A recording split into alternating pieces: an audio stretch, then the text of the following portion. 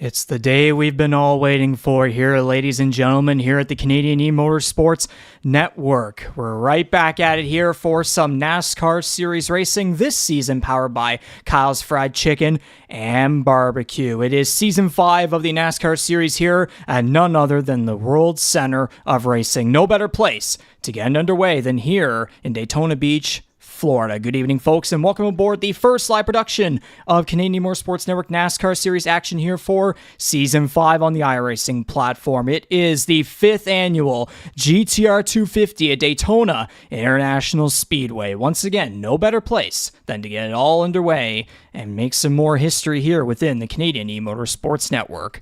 And as we go trackside here to the broadcast booth, of course, the good old familiar faces here since last season, obviously, and back in Season 3 as well, except the roles were swapped. But anyways, my name is Regan McCauley from Charlottetown, Prince Edward Island. I'm your main play-by-play guy here, and on the other side, he's been here since the very beginning, none other than my color commentator from Alberta, Canada, Jordy Kerher. Jordy, we have finally made it here for another season of racing, NASCAR racing here within the Canadian eMotorsports Network. And again, you know, the good old GTR 250, the 5th annual season opener, a coveted race, prestigious one, of course, that every driver here in the network always has on their bucket list to win. And we got two defending winners of the race that will be participating in tonight's race. And it's looking like it might be about I'd say 18, 19-ish other drivers or so that still have yet to put their name on that coveted trophy, and they'll be looking to get their name in the history books. Of course, Jordy, no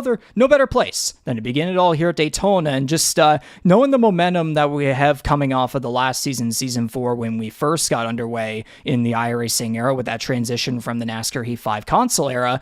Just talk about how you're feeling heading into this season. Just talk about that momentum from what was a very successful 4th season. I mean, you pretty much said it right off the top. Like, there's no other place you could conceivably start a NASCAR season other than, obviously, Daytona International Speedway. So, obviously, we're always looking forward to that. And, you know, the fact that we've made it 5 years or 5 seasons now is just a testament to the work that's been put in by all parties here, the drivers, competition committee, everyone behind the scenes, of course. Dan Cudmore was a big driver of that through the first 4 seasons, decided to take a step back, it should be noted. But yeah, we've got, you know, some great momentum headed into Season 5. And I think you can use last week's duels and even the preseason race as evidence of this. But this field is about as deep as we've ever had, Riggs. So there's no reason not to continue to have that level of excitement that we had when, you know, we first began this back in 2020.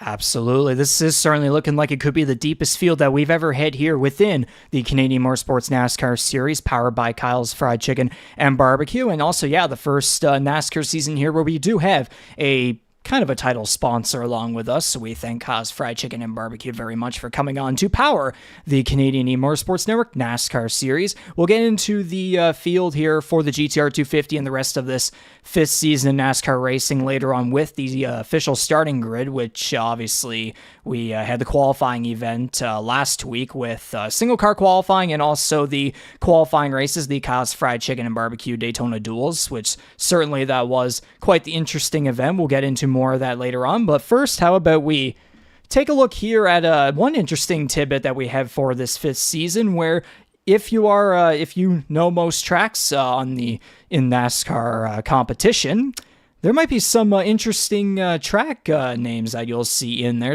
Maybe some unfamiliar ones in another way as well. Depends on the kind of person you are, the type of mind that you have.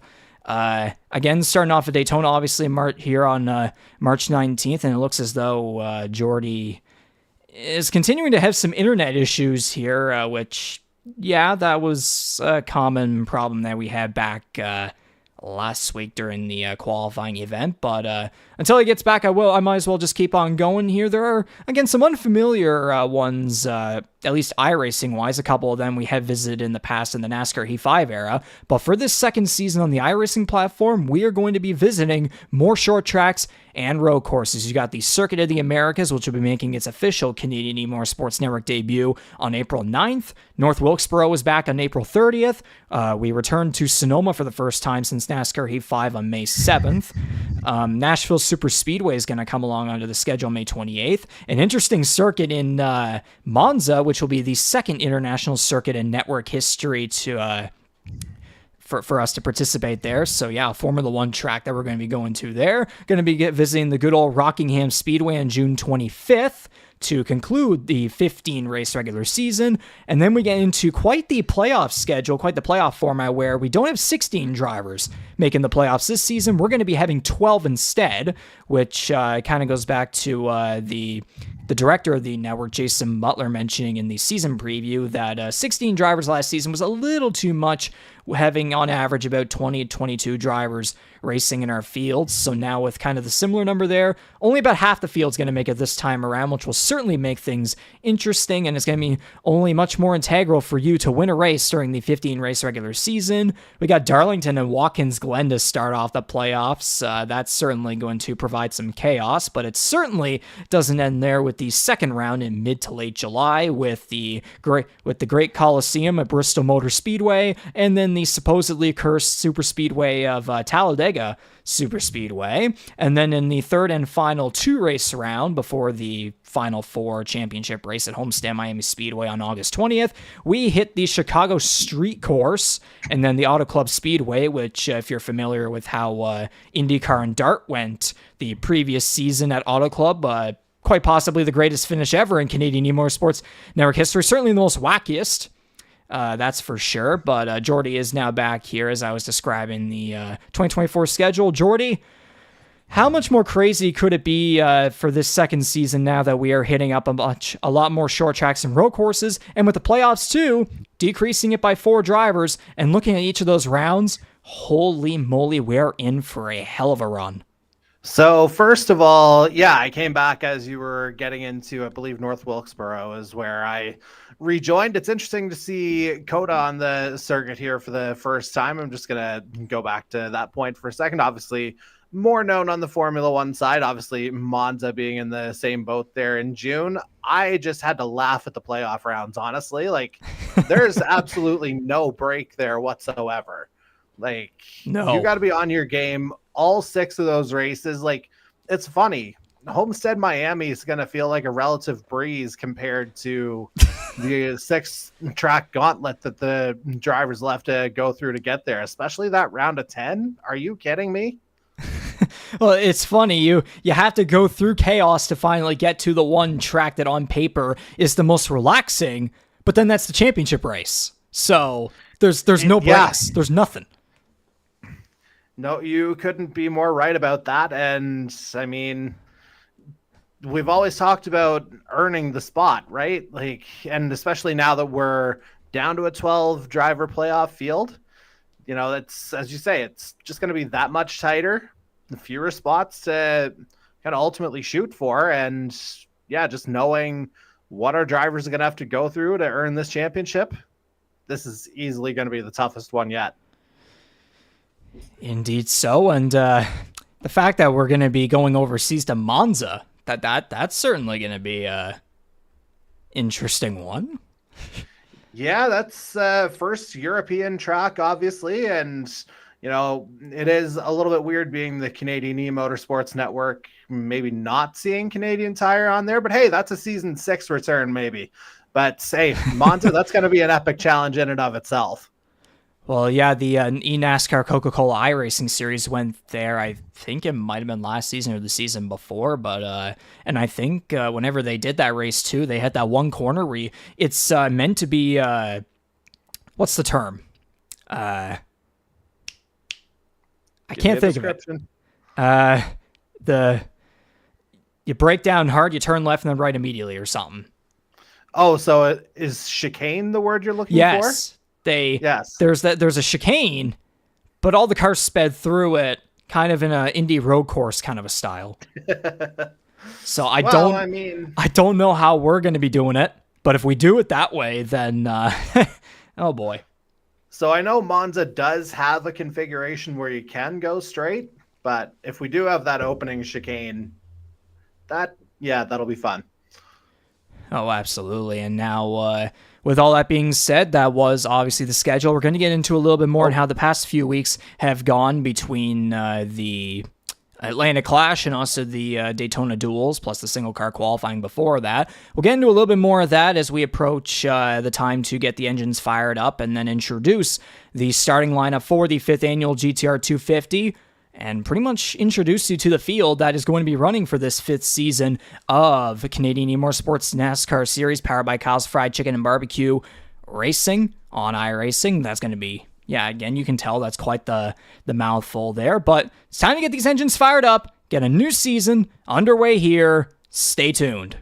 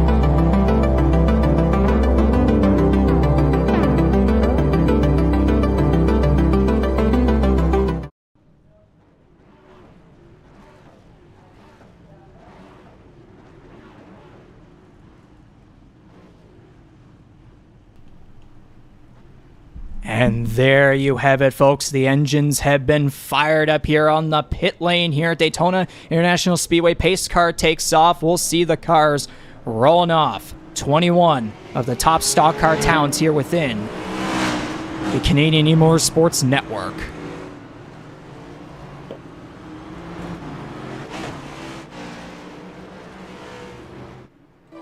And so it'll be two pace laps.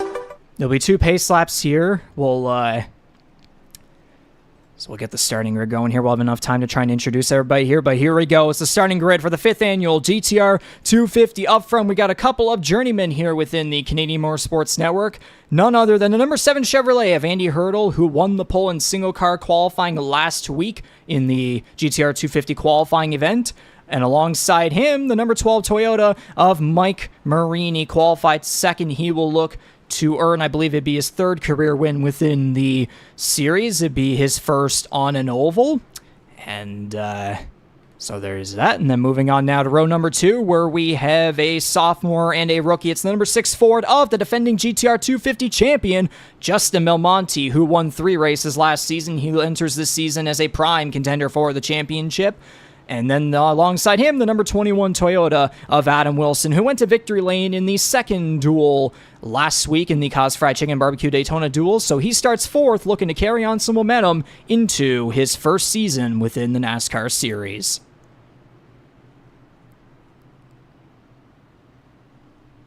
You're muted, Jordy. Shoot. Okay, let's try that again. All right. We move on to row 3, and starting in 5th will be the number 1 Toyota of C.D. Mangrum out of Atlanta, Georgia. His 3rd season here in the series, multiple-time race winner, perennial playoff contender as well. So look out for the number 1. He's got the 00 Toyota of Jordan Kalanian for company. He'll start 6th. He won the preseason race at Atlanta a couple weeks back. Then we move on to row 4, where we've got the Season 2 Earl Ross Cup champion, the number 64 Chevy of Darcy Ford. He'll start 7th, and he'll be paired up with the 77 of Hunter Young. That Ford will start in 8th. And now rounding at the top 10, we have the 2022 NASCAR Series champion, the number 97 Toyota of Ty Higginbottom for Tornado Alley eRacing. He'll start alongside a rookie in the number 9 Toyota for Koopa's Racing. It's Jason Heaney. And then just outside the top 10, we have another pair of rookies here. One maybe a little familiar to some peoples. But first, the unfamiliar one, the number 33 Toyota of Trevor Binns is from Winter Haven, Florida for Koopa's Racing. And alongside him, the Koopa's Racing team owner, the number 80 Toyota comes over from the last season of the Dart/IndyCar Series. It is Mark Ouellette from Georgina, Ontario. And looking on to row 7 now, we get another Floridian here with the number 41 Ford of Jose Mercado. He's been around since season 1. He'll start 13th, and he's from Kissimmee, Florida. Another guy who's been in championship contention more in the first 3 seasons, looking to take a step back up toward the head of the field this year. And he's joined by the number 10 Chevy of Jason Butler, the 519 eRacing driver out of London, Ontario. We'll start in 14th as we move on to row 8. And the guy we thought was going to take the championship last year, a number of victories, of course, the number 17 Chevy of Corbin McCauley will start 15th this year out of Charlottetown, Prince Edward Island, driving for, I didn't have a team name there. Okay, so number 32 Chevy of Charlie Sears alongside him. Dart Series champion this past winter. He'll start 16th in his NASCAR debut. And the pace car lights are still on, so I think we're still going for another pace lap because we're still getting through the starting grid, so thank goodness there. But I'll get to the rest of the rows here to get it over with. Row number 9, we have the number 93 Chevrolet from Appleton, Wisconsin. It is Tom Janikowski, and alongside him, it's a sophomore in the number 15 Toyota for Storm Search Esports from Wendell, North Carolina. It is Kyle Knoll. And then we have row 10, a pair of rookies here. The number 04, Mason Tomlinson, comes from Eudora, Kansas, I believe it is. Alongside him, the number 63 Ford from Fairborn, Ohio. It is Steve Escoffier. And then the driver who finished runner-up last season, the number 13 Chevrolet, Jared Ireland from Eudora, Kansas. And so that does it for the starting grid right there. Everybody continuing to pace along the way. We'll get into the race analysis here, where it's going to be 100 laps, 250 miles here at Daytona International Speedway. Stages 1 and 2 will be 33 laps each. Final stage, 34 laps. So when the stage 1 ends on lap 34, stage 2 will end on lap... Or no, it's 33 is the last lap, and then 66 is the last lap for stage 2, and then, of course, 34 laps to the checkered flag. Probably 30, though, because of that stage caution, of course. Pit road speed is 60 miles per hour. The fuel window is about 16, 20 to 22 laps or so. We will be seeing a green flag, maybe a green flag pit window in every stage if we are to go green, although, of course, the big one is definitely very possible. We headed back, I think it was on somewhere between lap 30 and 35 in last year's race. And also a couple of big ones there in duel number 1 last week. On the final Exactly, yes. And some quick track facts here at Daytona International Speedway in Daytona Beach, Florida, United States. 2.5 mile track, 4 turns, 100 race laps. The race length is actually technically 248 miles, but I guess we round up. But with all that being said, the pace car is going to roll off, and we're officially going to get underway here with Season 5 of the Canadian Motorsports Network NASCAR Series, powered by Kyle's Fried Chicken Barbecue on iRacing. Ladies and gentlemen, the pros.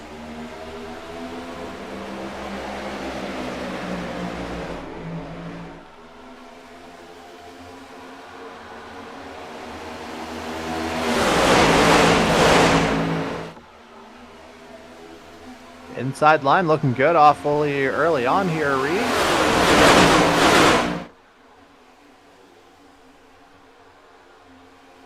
Indeed so. So far here as Andy Hurdle leads the way on the inside. Some guys trying to dive down into the inside line down the back straightaway. The number 7, Doralton Ventures Chevrolet leading the way. Of course, the momentum from winning the pole in last week's qualifying event.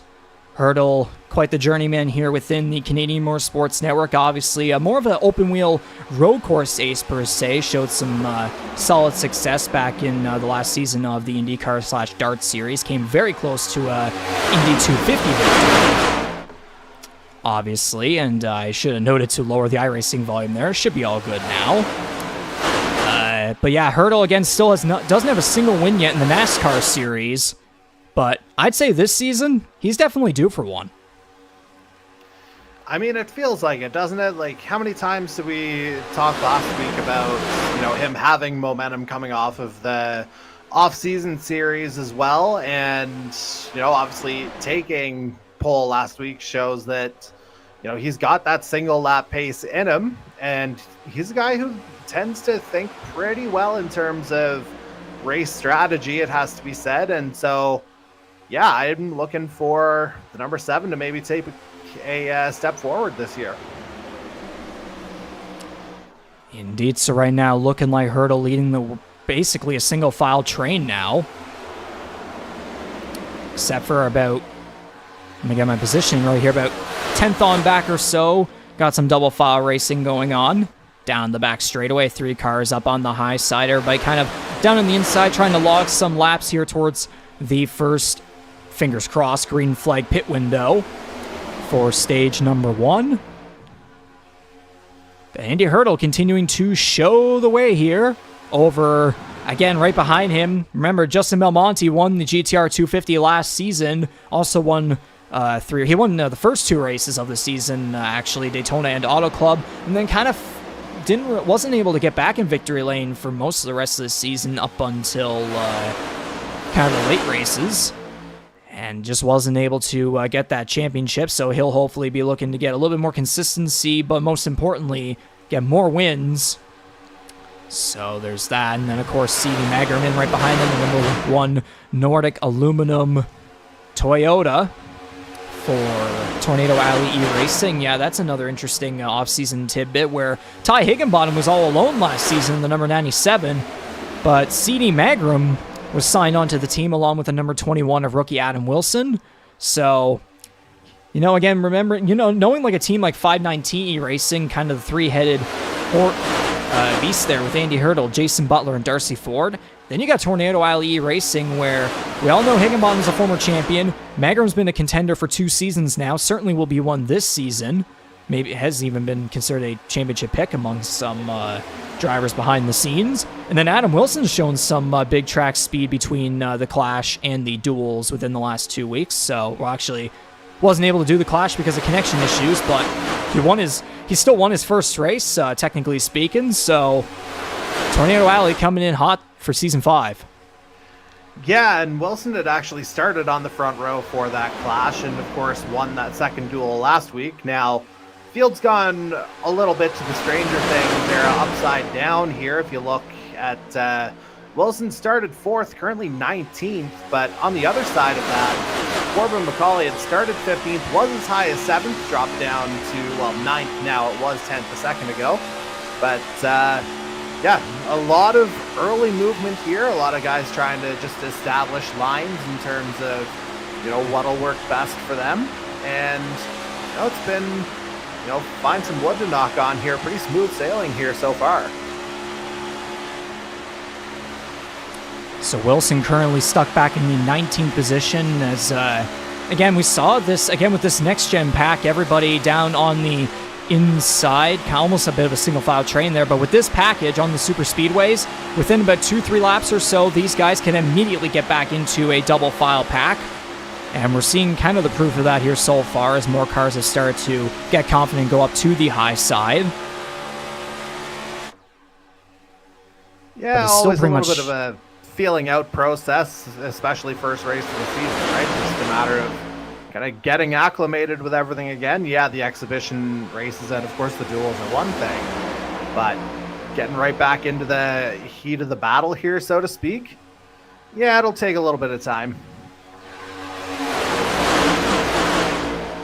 So now lap 8 of 100, Andy Hurdle has led every lap so far, but of course the one lap that is most important to lead is the final lap, which Justin Belmonte again last year was lucky enough to lead a bunch of the last couple ones after that final green flag pit window. Was able to hang on over, I believe it was Corbin McCauley and Kyle Knoll. I think Jared Ireland was up there as well. I actually think I have the results pulled up. Yeah, it was Belmonte, McCauley, Knoll, Ireland, and then Andy Hurdle rounding at the top 5. So, of course, Hurdle looking to move up 4 positions there. Meanwhile, C.D. Magrum finished 13th in last year's race. He's currently in 3rd. Number 64, of course, the 2021 Series champion, also the winner of this race back in 2021. Ford finished in 18th. I believe that's what it says right there. So he's certainly looking to improve his way up. The number 64 Piping Kettle Supco Chevrolet, not the greatest transition last season from NASCAR Heat 5 to iRacing per se, but he's shown some speed so far here in the early weeks, the preseason of Season 5, and just knowing his expertise and his experience here within the network and the NASCAR Series, you can only imagine this guy is hungry for better results.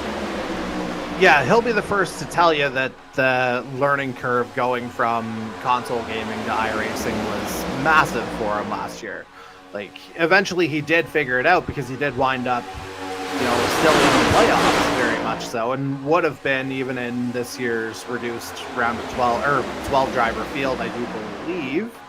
Either that or he was in that 13 somewhere in that ballpark. Either way, he was still a playoff driver.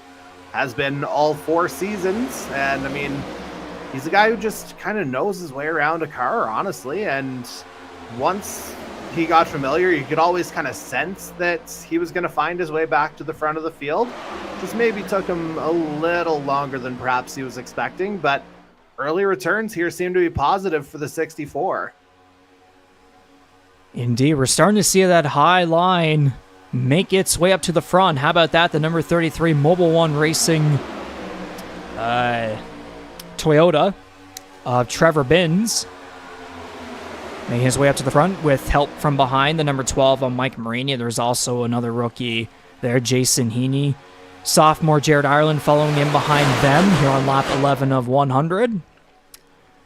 It's a hot sunny day here at Daytona, 36 degrees track temperature, air temperature at 26 degrees Celsius, humidity at almost 60%, wind speed about 20 kilometers or so, going in the northeast direction.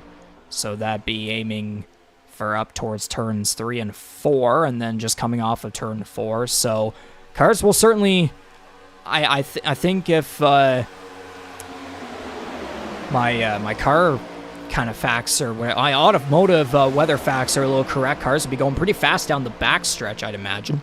Something like that. Correct me if I'm wrong. Yeah, I was going to say, I don't have my compass out in front of me right now, so I'm not really much help on that front. But yeah, certainly, that's not an insignificant amount of wind you're seeing out there on the track. And yeah, in the right spots, absolutely, you can get a bit of a push out of that.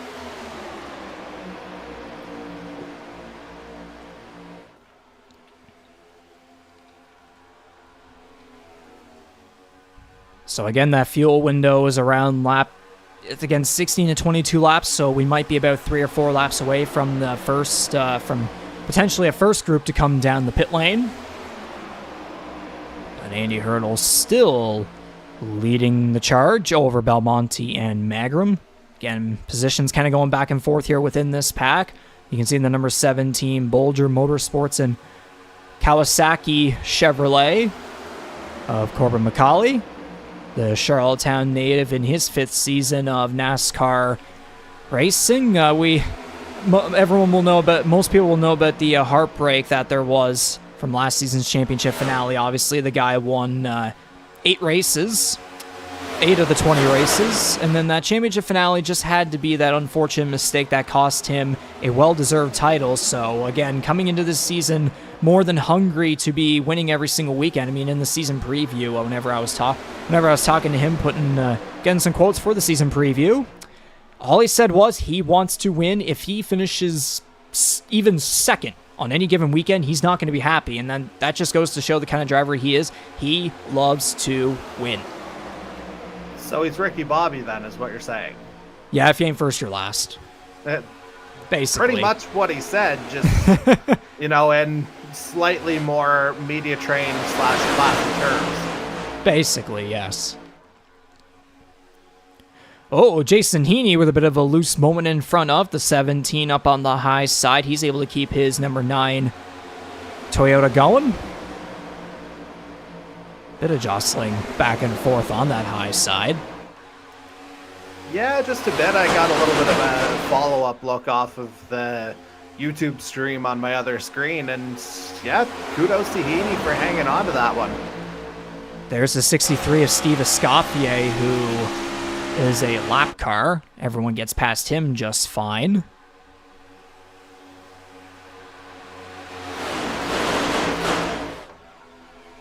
So again, this fuel window is slowly approaching. We'll see if any guys will be dipping down anytime soon.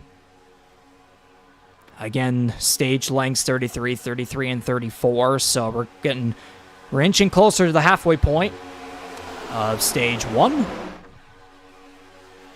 Yeah, and it's a little bit interesting to see these guys pushing it a little bit here now. If you remember in the duels, it was like lap 12 to 14 seemed to be the window that we saw, and yeah, nobody dipping down still. That's the thing about Daytona, though. It's a bit of a game of chicken, because if you go down and you go down alone, you risk losing the draft, and that can prove very problematic later on.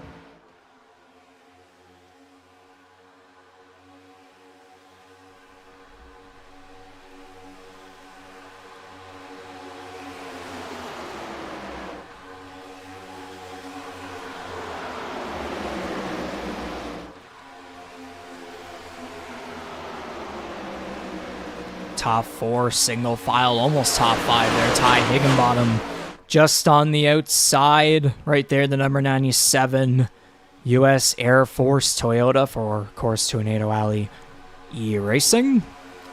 Trevor Binns starting to get a good run up here on the high side. Now top 3 single file. But again, just thinking about that fuel window. When is it going to be? Oh, yeah, there's 1, there's 2, I believe, multiple. So that's 4 cars going in.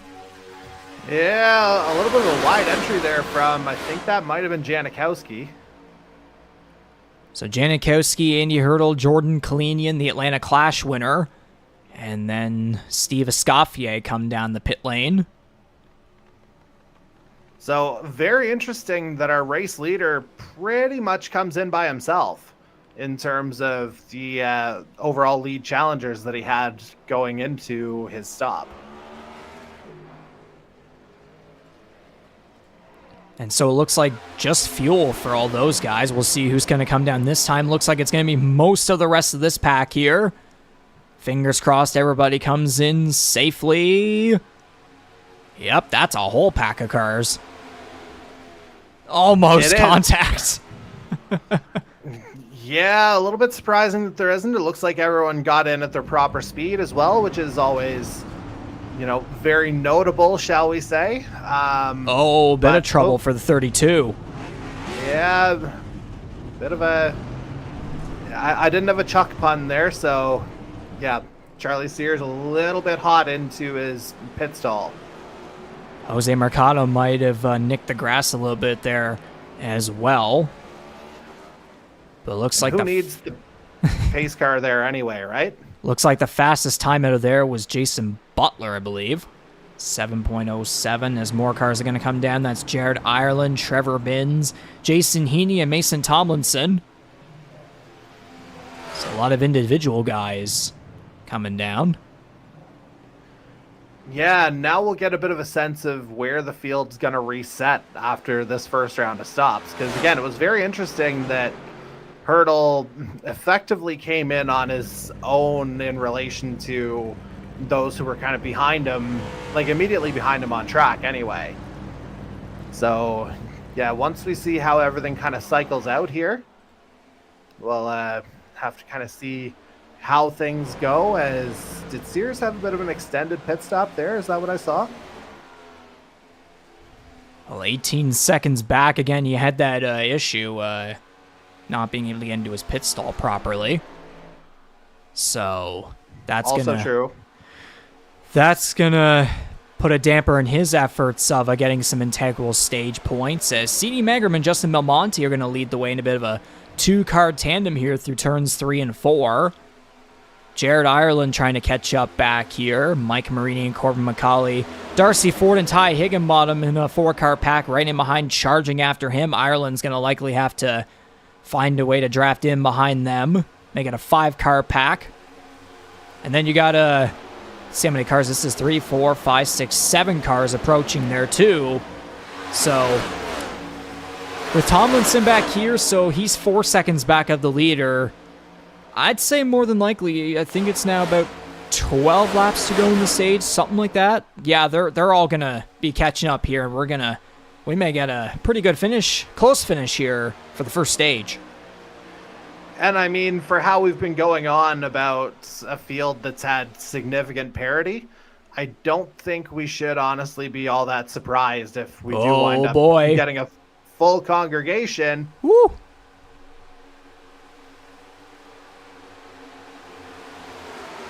Magram was trying to figure out what to do right there as they're jostling just a little bit there. McCauley giving Marini some pretty good pushes there down to the inside here on lap 22 of 100. Yeah, because those two have famously gotten along over the years.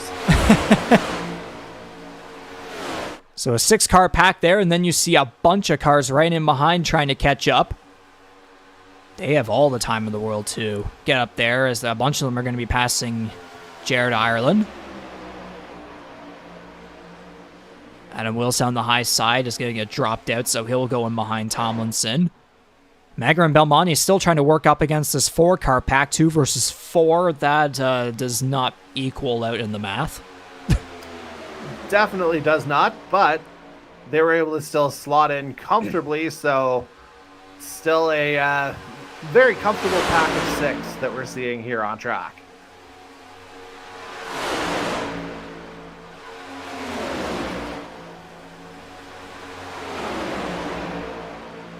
It's about, I think if my math is correct, about 2.5 seconds-ish between these two packs right here, as now I believe we're at 11 laps to go in the first stage. Still a little bit of time, but of course time is still crunching. It is, and yeah, we'll just have to see how that secondary group's able to work together, because I mean, a couple seconds ago, you saw the distance between them on the straight going into the tri-oval. Actually, this is a good opportunity to kind of look at the speed differences between these guys. Because you got the top 6. Yeah, they're in there. Yeah, that other pack is definitely running a lot slower. Way slower. Yeah, I wonder if maybe they have to kind of shuffle things around here a little bit. You see Hurdle at the head of that pack.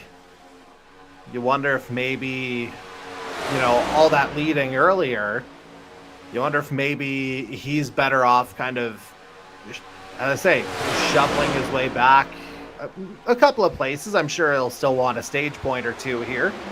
But, yeah, if he can do it for the good of, that secondary group trying to catch up and give us a significantly better finish, by all means, it might help him in the long run as well.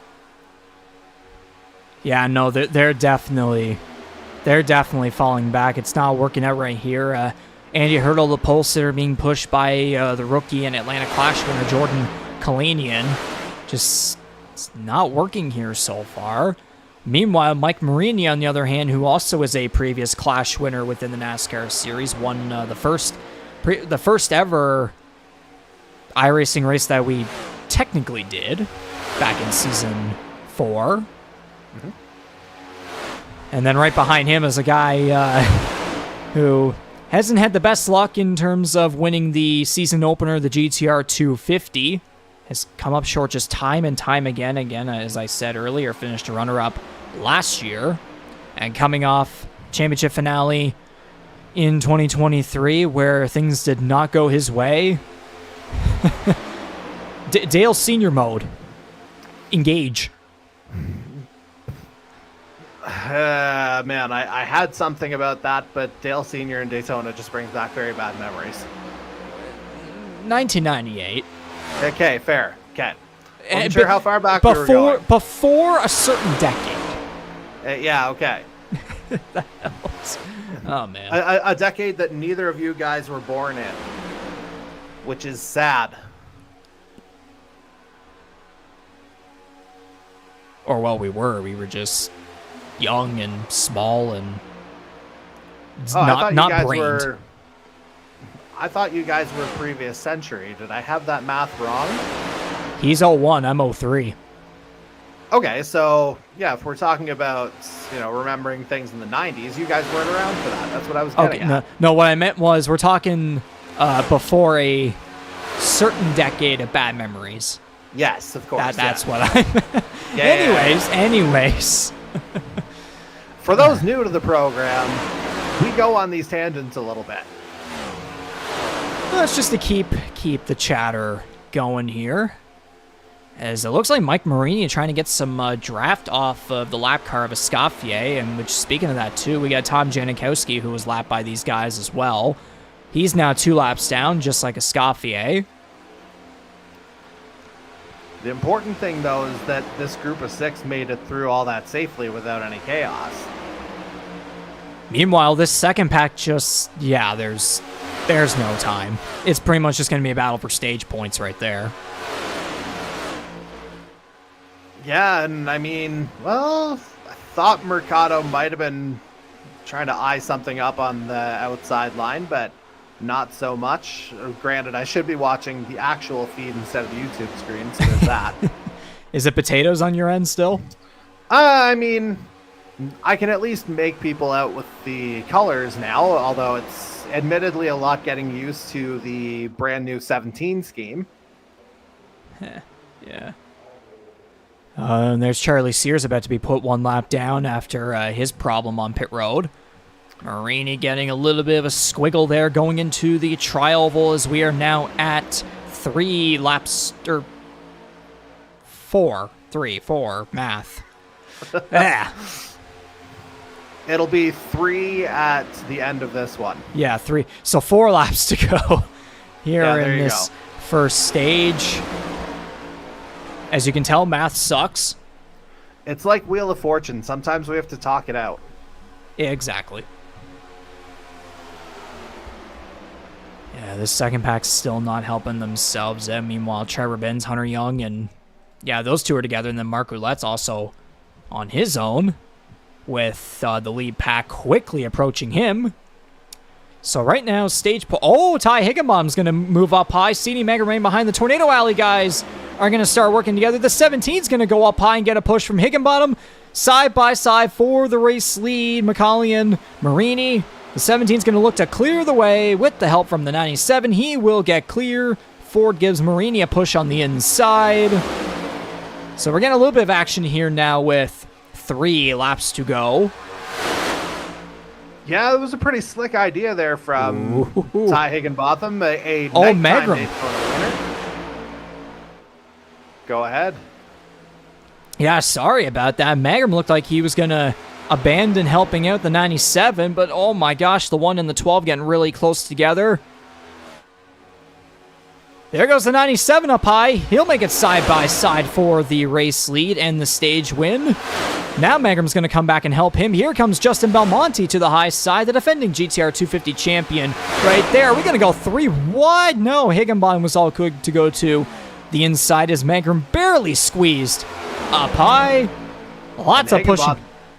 Higginbotham absolutely slammed that door as he made his way down to the inside line.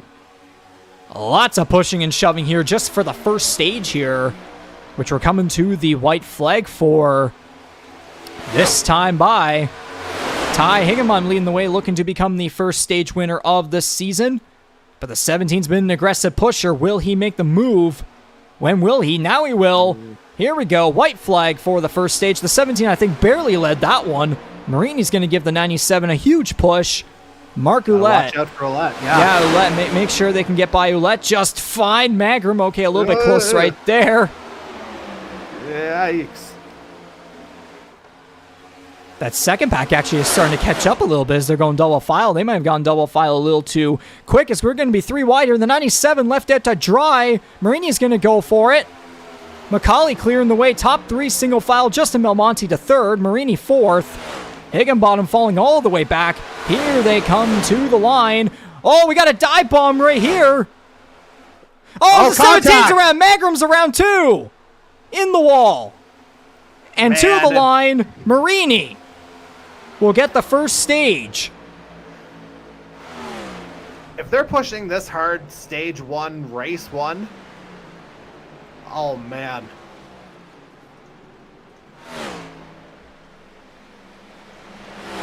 So Mike Marini is going to come out of all of that chaos with the first stage win. Darcy Ford, 2nd. Justin Belmonte, 3rd. Ty Higginbottom looks like he's going to get 4th. Andy Hurdle, 5th. Jordan Kalinian, 6th. Adam Wilson, 7th. Mason Tomlinson's going to take 8th.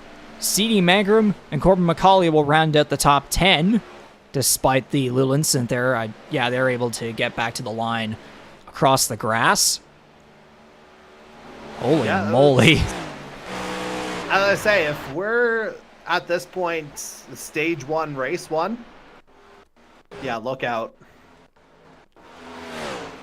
So we'll get a bit of an idea what happened here. Yeah, just a bit of a loose moment. Both cars go around.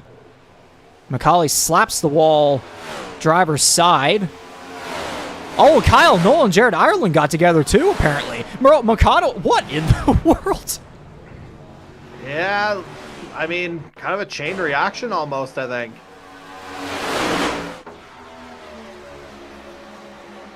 Oh, Heaney got loose from Noel into the wall.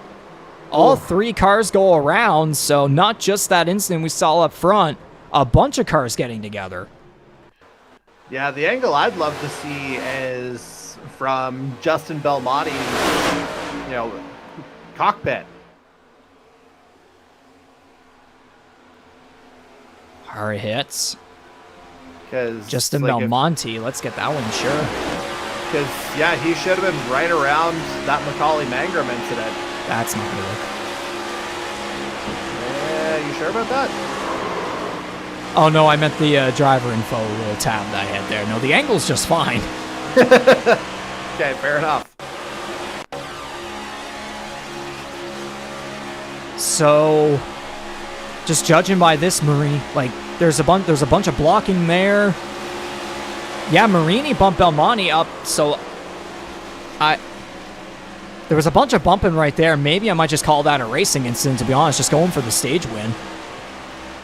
Yeah, like I say, you knew these guys were going to be racing hard, so not entirely surprising that something happened at the end of this stage.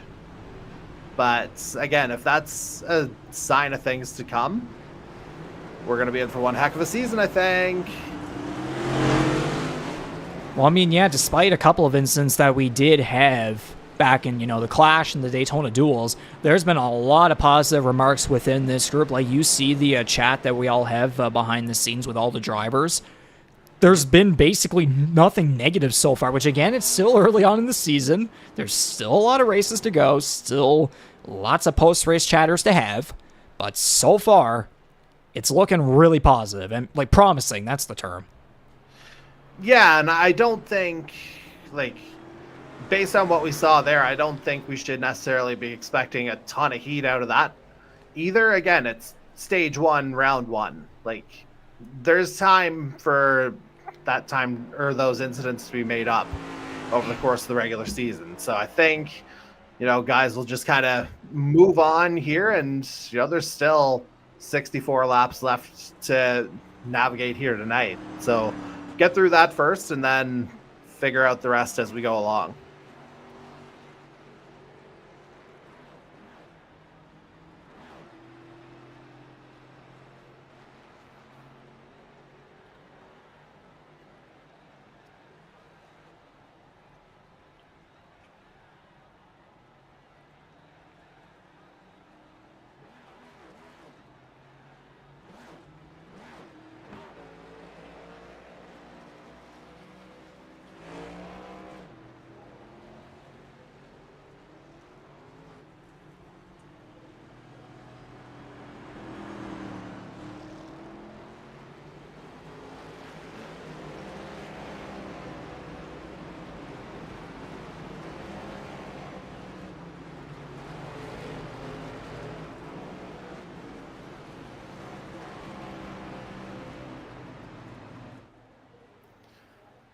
Which, I think is all you can ask for in these kind of opening stages, right? Like, you knew it was going to get competitive at the end. We pretty much said that right from the start. And, yeah, it's just a matter of kind of keeping your head in those situations and keeping her on track as much as anything else.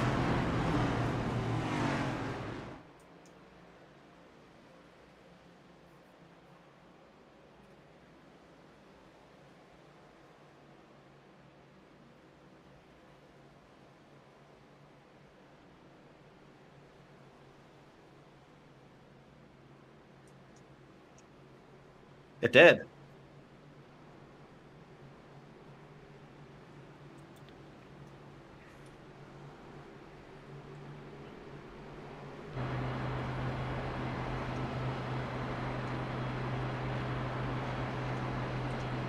That is a lot of miles per hour.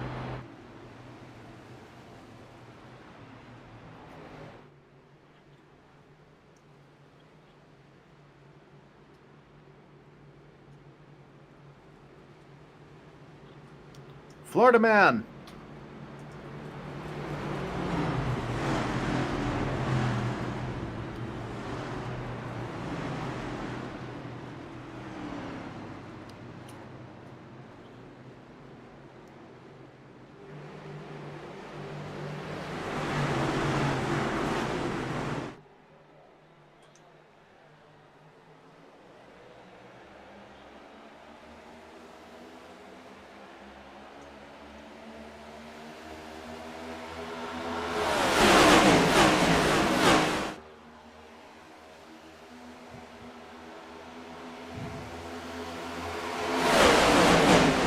Yeah, we do, and I was muted that whole time. That was unfortunate. There was some great conversation there, actually. Well, great analysis, I should say, because I didn't really say a whole lot. So mistakes happen, obviously, there. Yeah, track temperature's gone up, so slick racetrack. race summary. 7 lead changes, six different leaders. Jason Butler, fastest lap. Yeah. Yeah. Smooth Anyways. handling. Not just in the booth, but on track here as well. You're seeing plenty of smooth handling. So Mike Marini right back to the front as per usual.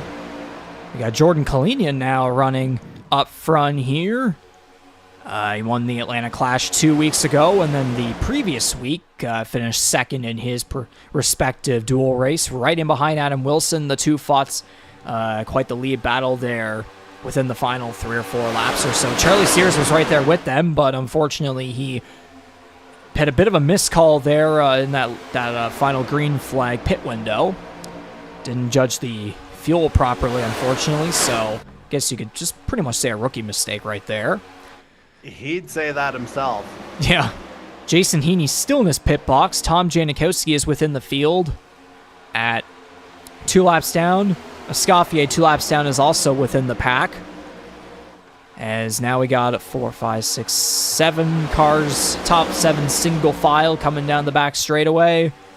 As we're now at 61 laps to go in the 5th annual GTR 250. And you saw that plane coming down to the runway in the background. Whoever those people are, they are late, but better late than never. I mean, we didn't do an anthem technically. Maybe they were scheduled for the flyover. Who the heck knows? Well, we know they weren't there in time, so there's that.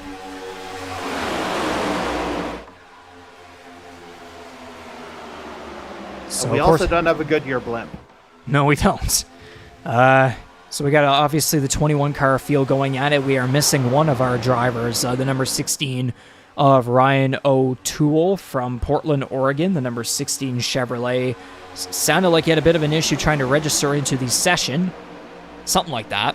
If that is indeed correct, then very unfortunate for him. It looked like he had some decent runs going back at the Atlanta Clash and the Daytona Duels, so we'll be hopefully seeing him at Las Vegas next week on March 26th.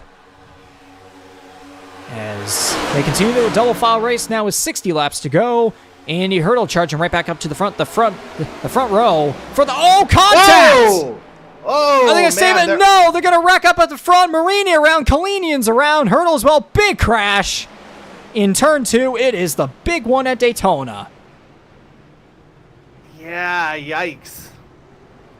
And yeah, I thought I saw someone kind of get into Hurdle to maybe trigger that, but well worth a replay. We're going to have to look at this multiple times to figure it out. I was literally just talking. I was just saying, it's the front row. The guys on the front row for the starting lineup for the 250, and then all of a sudden, just boom. Racing Gods just said, oh, okay, yeah. Yeah, no, in reverse. And yeah, for those, again, who are joining us for the first time, A, welcome. B, we have a bit of a habit of bringing in the commentator jinx whenever these things happen. So as much as we don't like it, it's something we just kind of got to get used to. So yeah, it was just a bad push from Trevor Binns into the number 7. And then it's Calamity Corner in turn 2. A lot of cars collected in that one. And another note for the viewers, had this happened at last year's Daytona, they would have had a fast repair available to them. Not so much now. There's just a bit of a slide push right there, and then chaos ensues. And then right behind them, they just, I don't know if they couldn't slow down or whatever it was. We'll again have to take a look. I'll look at Sears in particular. Yeah, reaction time would be kind of rough in these parts. Janikowski with a bit of a bump on the back of that, I think that was Mangrum, or was it Knoll? That's the 15 up on the top right. Okay, yeah, that's what I thought. So the second time anyway, the blue stood out. I'd say that was probably just a lot of panicking. Which, yeah, I guess, fair enough. A lot of, again, drivers unfamiliar in this kind of a racing scenario with one another. Like, the duels are one thing, but that's obviously only half the field. This pretty much collected the result of one of the duels, if not more.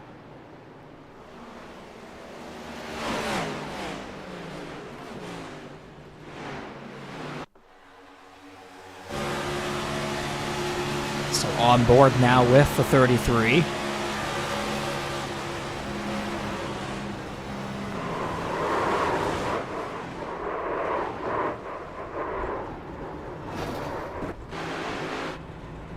Yeah, kind of a tough one to judge directly from where Bins was, I would say. We're getting a look from Corbin McCauley's viewpoint here now. And yeah, Janikowski with a bit of a bump to send McCauley up into the wall.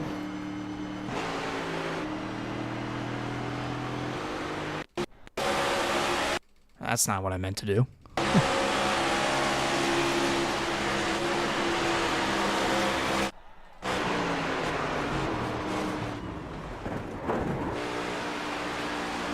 Yeah, I'm sure a number of these drivers probably just repeated that exact same phrase, right?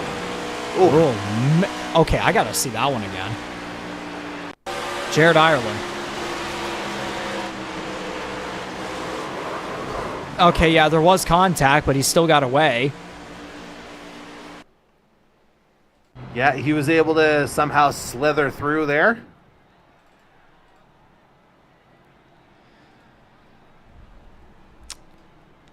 Yeah, we witnessed all that chaos with a smaller pack to end the first stage. And then the second stage, the beginning, is flashes of Christopher Bell back at the 2021 Daytona 500. The rest of the pack just wanted to get involved. Does it really feel like Daytona if you don't trade paint in some form?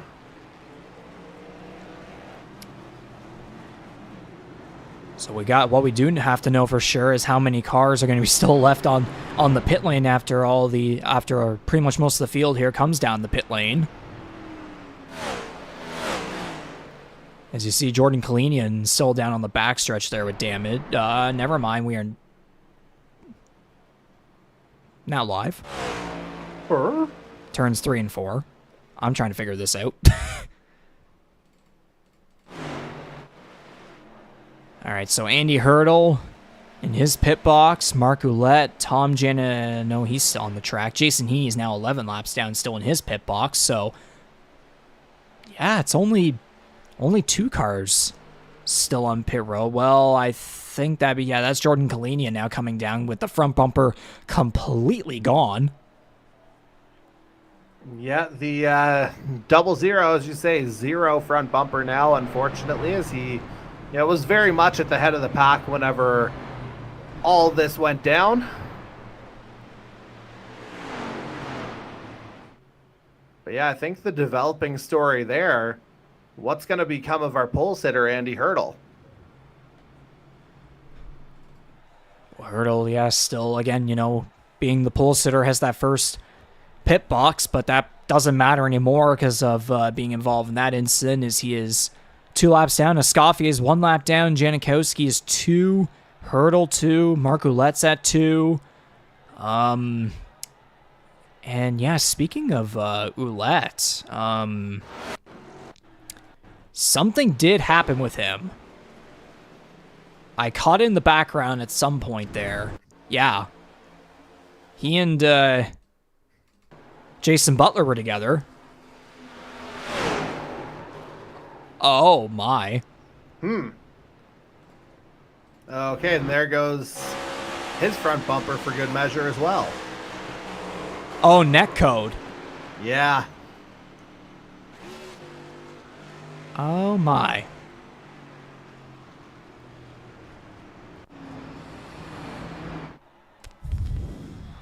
Yeah, no, it's a bit of a ruffle go there for the 80, it has to be said. And yeah, obviously netcode just unlucky is the best word to describe that. And then with all that chaos that just happened, look at that. The number 17, who was kind of involved in that one, he's leading the way. And after that wreck earlier, too. Yeah, and, well, look who's on his outside. The guy we just saw in the netcode sweepstakes here, Jason Butler. I wonder what the 80 has to say about that. I mean, he's racing for Koopas. Like, he's fallen victim to the netcode previously, I believe. And, yeah, we're being told an iRacing bug here with relation to the lineup.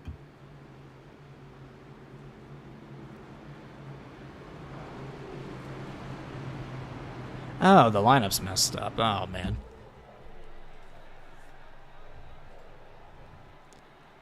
That's the thing, though. Is there really a gentlemanly way to sort it out?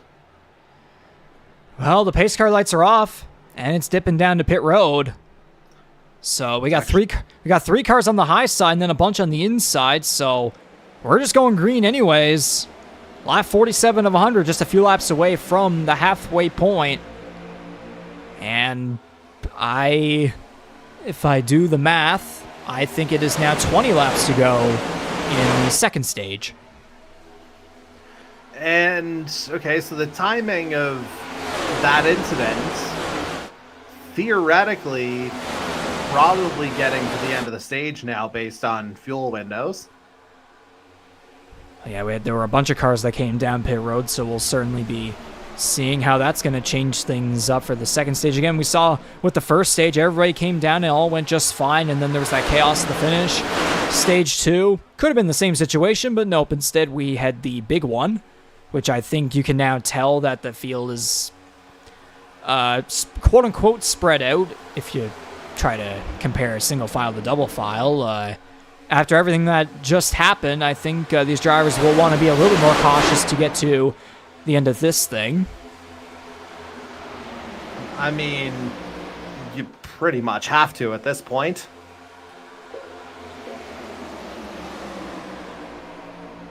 But as I say that, an outside line's forming. They're making their way up. And it's none other than Trevor Binns leading the high side as he's looking to make his way up to the top position. So we just had the big one, and these guys are not giving up.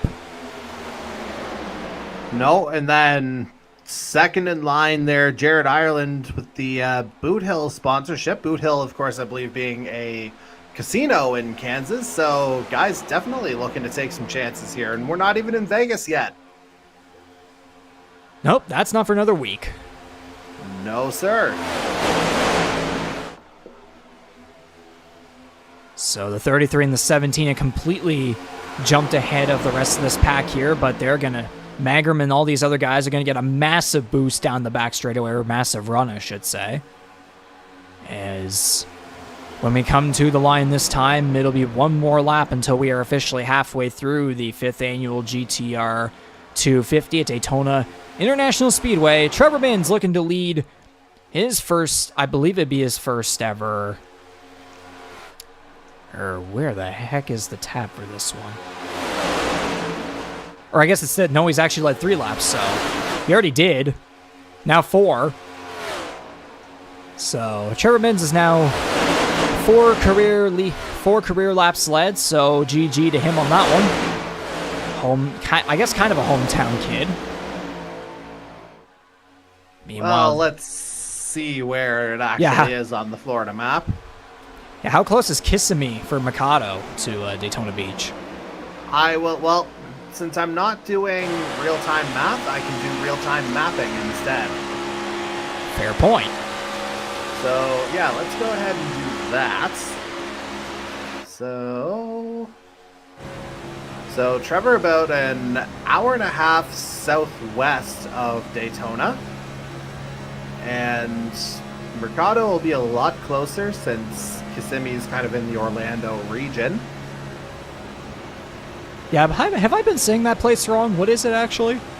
I always said it as Kissimmee. Kissimmee, but I've heard both. Okay. I've heard both. So he's a little bit closer at an hour 10. 73 miles. Kissimmee. Okay. We're not playing Mario Kart here. This is iRacing. This is the big leagues. I mean, with the addition of some certain tracks on this season schedule, I think these drivers will it'll definitely feel like they're playing Mario Kart. Well, I guess I know what my pregame show bit is going to be then for that week. Speaking of, I probably make this reference way too many times, but if Mark Ouellette gets back on track, he needs to blue shell the crap out of some of these guys. Hey, there he is. Blue shells. With a green and black car 7 laps down, unfortunately. Meanwhile, Andy Hurdle is back within this pack, but he's 6 laps down. Kalinian also as well without the front bumper. If you take the hood off as well, might as well be turned into a modified. Well, yeah, it's not the same as it was when he started, so by default, already is modified. Quote unquote, that is true, yes. Meanwhile, Tom Janikowski 2 laps down, yet he's up front. So I guess that's more of a case just to kind of help out some guys, but might want to be a little bit cautious there. Yeah, it could be one of those things where he was just kind of swallowed up by the rest of the pack, though, and there isn't really a whole lot of room to move. You got two lap cars leading the field. Yeah, Jason Heaney as well. 10 laps down. Well, first off, good to see him back on track. Yes. But, yeah, at the same time, as I say, it's just a matter of kind of navigating everything from here. But, again, you've got one lap car leading each line.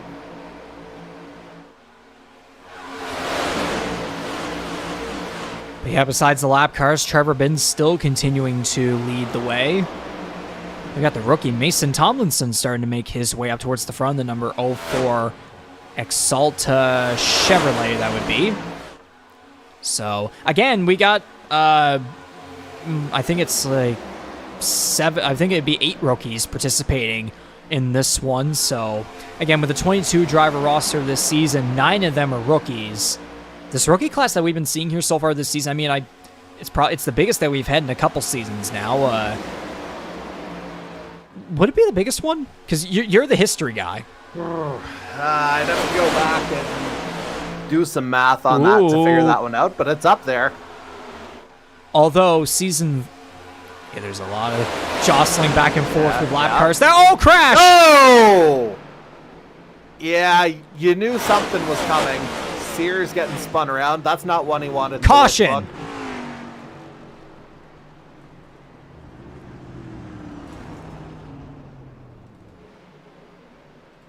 Yeah, I say you knew that was coming. It was just so dicey leading up to that. It just felt inevitable. I think that incident was that made sense to throw the yellow out there. 3 cars involved in that one. So that's certainly going to shake things up here for stage 2, as coming to the line here now, we're going to be at 10 laps to go in this second stage. So this is certainly going to make things interesting in terms of fuel. So I imagine everyone's going to be coming this time, and then we're going to have a race to the finish for the second and middle stage, but we're going to take the ticker off and we're going to go back and review what just happened there. If I get to the right driver, there we go. Yeah, I just don't think anybody can take any chances at this point. On the fuel mileage part, anyway. Oh, yeah, Butler, Ouellette were getting together. Oh, yeah, Scoffier just not clear hard into the wall goes Jared Ireland. And then Charlie Sears goes around in the back, too. Andy Hurdle then catching up right there as a lap car. That's a little too far back. Yeah, it looked like it kind of got too wide there a little bit, and there was a little bit of a squeeze, and that kind of led to everything toward the back of the field. The rookie Charlie Sears yet again involved in another incident there. Oh yeah, bit of a block there from Hunter Young.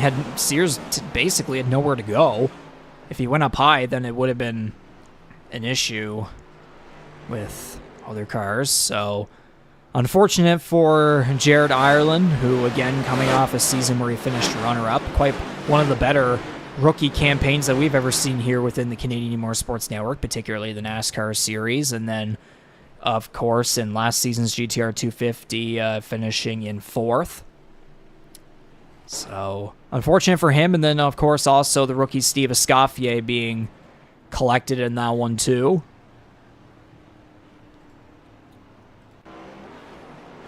Yeah, as I say, I don't think anyone's going to be leaving Daytona with a clean car. If you are, you're lying. Might as well get a replay there to see all the cars that came down pit road. These pit stop times are practically no longer accurate.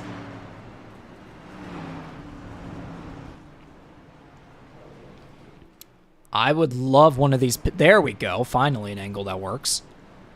And it looks, I'd imagine most cars going for fuel. Although we'll see if any cars are going to be lifted up. There's one back there. I believe... No, I can't tell who that was. Oh, that'd be Ty Higginbottom. And we got a little bit of ghosting. Yeah, Heaney went a little too hard into the old pit box.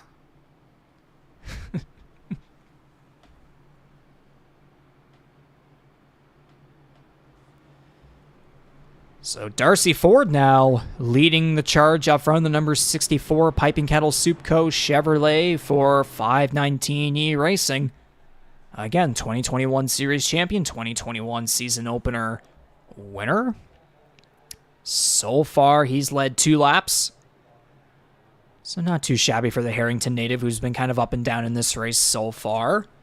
But what a hell of a win it would be. What a hell of a opportunity here to try and get a stage win and perhaps even like continue that momentum into becoming the first multi-time season opener winner here within the NASCAR Series, which again, Jacob Nelson won in 2020, Darcy Ford 2021, 22 went to Chase Beatty, and then last year was Justin Belmonte. Still have yet to have a driver to win multiple, and Darcy Ford's looking like he might be the prime contender for that right now, as Justin Belmonte, on the other hand, all the way back in 7th.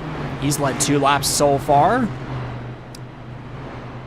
And Adam Wilson up there as well in the number 21 Ford, looking to build off the momentum from that dual win last week. Trevor Binns still running up front, so he's been quite a surprise so far. So, again, as I said earlier, strong rookie class. Adam Wilson, Trevor Binns, Mason Tomlinson. But at the same time, too, it's like half of them have shown some pretty good speed and consistency, but then the other half just are struggling. Yeah, there isn't really a happy medium there yet, is there? Like, it's the kind of thing where, yeah, guys are still kind of getting acclimated, but the fact that we're seeing that divide coming so quickly already, we'll see what that kind of spells for that lower half of drivers, especially, with 4 fewer playoff spots. I know it's a crazy thing to be talking about in race number 1, but these are things you do have to think about as we progress here in the season. And can't leave that learning curve too long.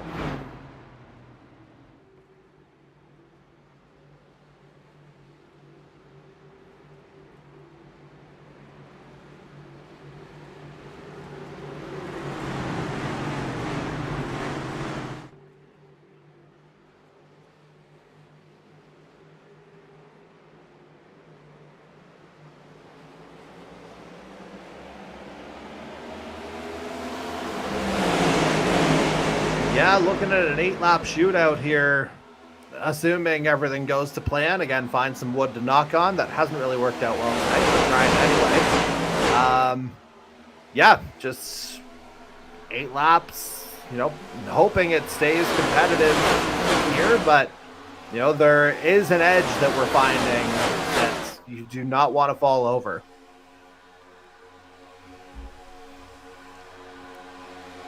CD Magram has squeezed his way up to the front here, up on the high side. The number 1 Nordic Aluminum Toyota makes it up to first place. So far, Magram's led... that's not Magram. There we go. Magram has led 1 lap. He's going to be leading 2 laps now here in the 250. Adam Wilson kind of jostling there a little bit as Trevor Binns is pushing him behind. No, he's going to go to the high side. He's led 11 laps in this one so far, so a hell of a performance by that rookie. Yeah, I think probably grabbed a few in one of the cautions as well, but hey, nothing taking away. Yikes. Kyle Knoll is going to get bumped to the middle, trying to block Ford. Kyle, you're not clear. Yeah, that was, a little bit wiggly there, to say the very least. Whoa, aggressive move right there from Trevor Binns. Magram, bit of a block right there. Justin Belmonte now making his way back up towards the front. Jose Mercado trying to squeeze into the inside line. He will. Meanwhile, up high, Jason Butler getting a push from the lap car, Jason Heaney. I mean, in the case of Mangrum there, I almost think that was avoiding action as much as anything. Like, yeah, it looked like a block, but there was a lot happening behind him too. So in the name of, keeping his car going in the right direction, getting down to that lower line was kind of sensible, and yeah, it kind of came at Belmonte's expense there, but ultimately it worked out for the one. Looks like it's now single file, about 4, 5, 6, 7 cars on back. Now with 6 laps to go in the second stage. So it's, I would say, with this single file pack going out, again, knowing with the next gen package, one car, if that one car goes up, then 2 and then 3, they'll all be packed, they'll all be back and packed together within a couple laps. I can only imagine it's just a ticking time bomb as we get to the second and final green-white checkered, or green checkered flag, is the way, however you put it. The end of the stage. Yeah, we'll put it that way. Yeah, race 1, let's not overthink it.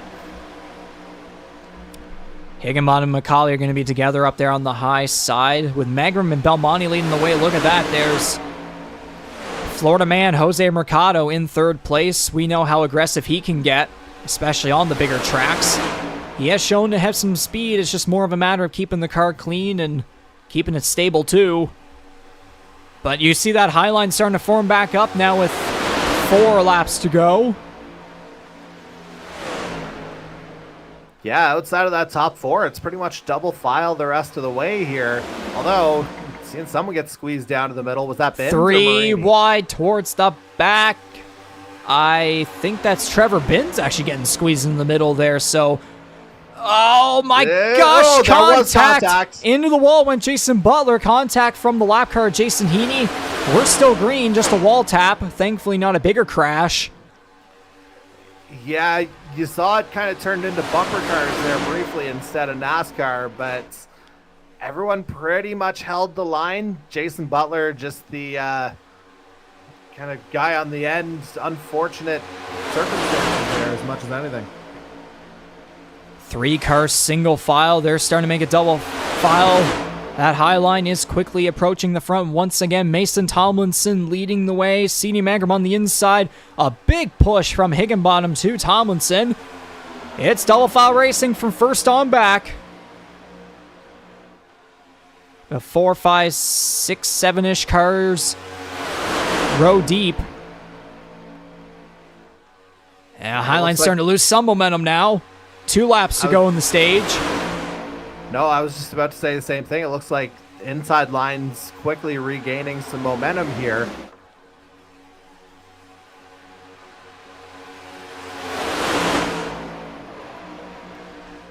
So we're certainly going to be getting a new stage winner as Mike Marini. Well, unless the whole field... Marini's at the very back of this, and if every car in front were to wreck and he gets through the whole thing, then I don't know. Anything's possible. But more than likely going to get a new stage winner here. They are really jostling. You do remember the last time we were at Daytona in a season race, right? Yes. Yeah, so don't make any assumptions at the moment, folks. Oh my gosh, white flag for the second stage. Tomlinson to the lead. Magram falls back. Here comes the 17 up on the high side. Macaulay's going to get the push from Binns. Those two have been pretty fast, but again, the 17's been involved in a couple stuff here tonight. or today, if we go off of the fact it's daytime on iRacing. We got Charlie Sears, the lap car here. Oh, man, how are they going to get past him? Oh, man, especially getting into 3 here now. Oh, Bin's in the wall. Oh, there was nowhere else for him to go, though. Oh, yep. Crash. Jason Heaney around. We're still green. We're going to make it. No, caution. Yeah, it's a tough one there. Like, Sears realistically probably should have been looking at the higher line there, knowing that he was down a few laps. 1 lap, I guess, if I look back at the screen. But, yeah, it's a tough situation seeing him absolutely get swallowed up by the field. And, yeah, just, you saw how it went.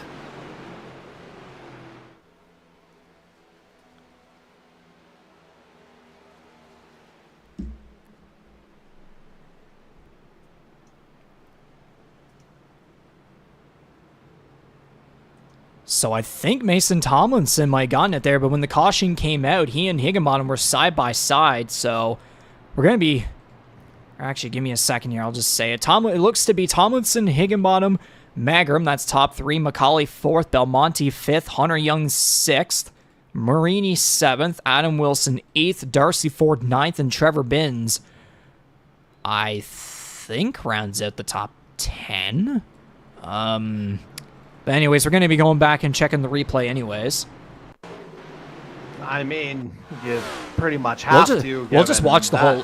We'll pretty much... Or actually, I'll get him to the backstretch and then we'll be good. That looked very unprofessional there, but anyways. Yeah. Again, still figuring some stuff out.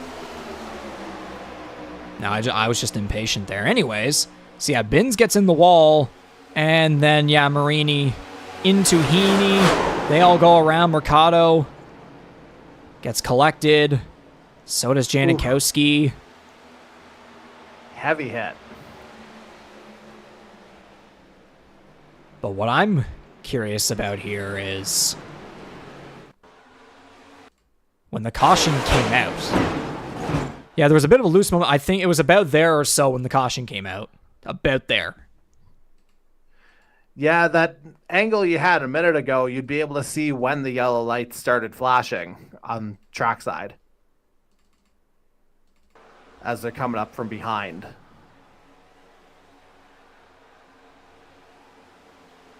But yeah, Tomlinson pretty much got that anyways. We'll just roll with that. Yeah, he was there. Actually, we'll keep replaying it back as we look back at all the cars that came down pit road under this stage caution. So, again, Mike Marini gets the stage 1 victory, and then we have a rookie getting the second stage in Mason Tomlinson. So, hell of a job by him there as the several cars crashed behind. Yeah, Mike Marini goes from winning the first stage to then getting involved in the in a second stage wreck.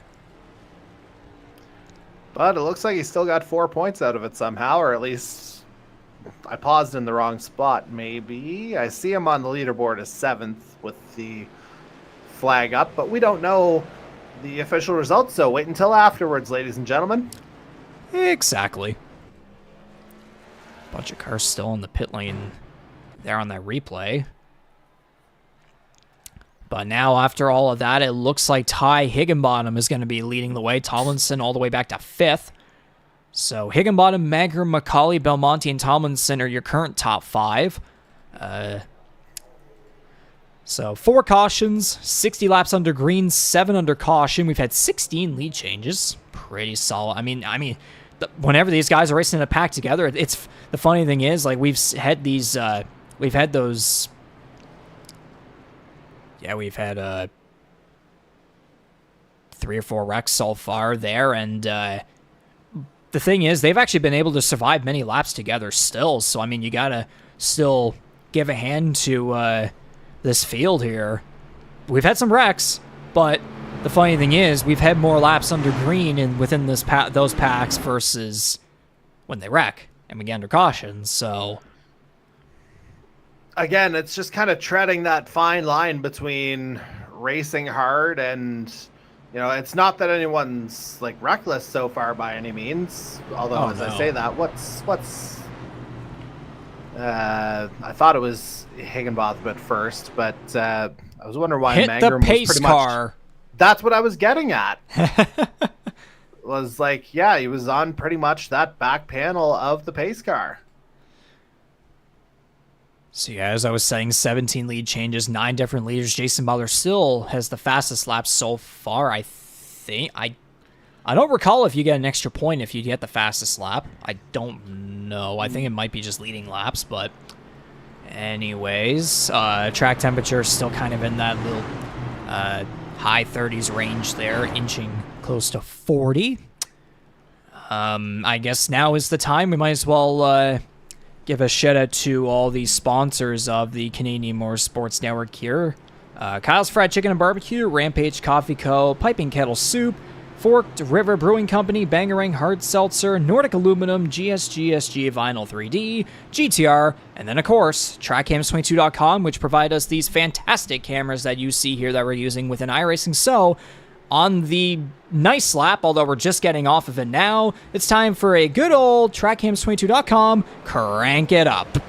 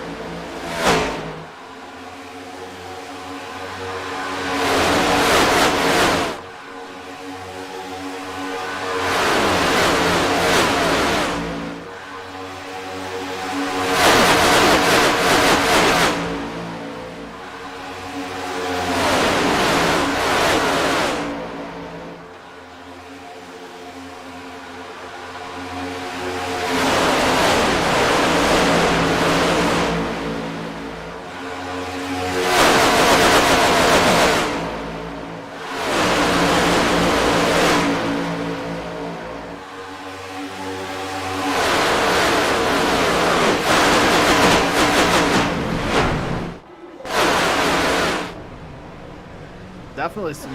Yeah, we got some trouble there. Something happened. It was toward the back of the field. Jason Heaney, I think, might have been collected. Or, give me a second. No, Charlie Sears. Yeah, that's what I thought. And I think it might have been somebody else. Yeah, someone's up there. We'll just kind of replay back right here. See what might have happened. Oh, boy. That just wasn't clear. Collected Andy Hurdle there in the turn as well.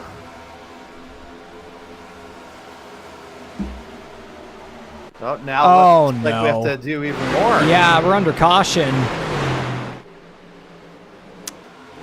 It looks like we just had a big crash. So, very unfortunate timing there. Oh, man.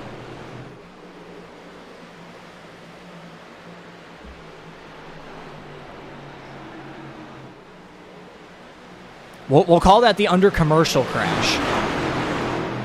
Yeah, we haven't exactly gotten the picture-in-picture mastered yet.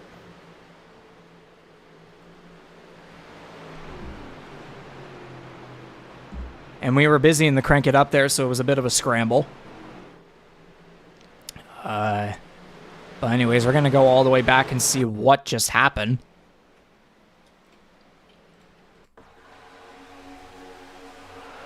Oh, Tomlinson hard into the wall.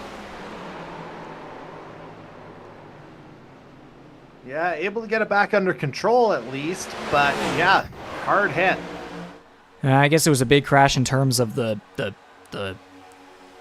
hit. Ah, Ford just, yeah, looks like Ford wasn't clear. We're going to need a better angle, though.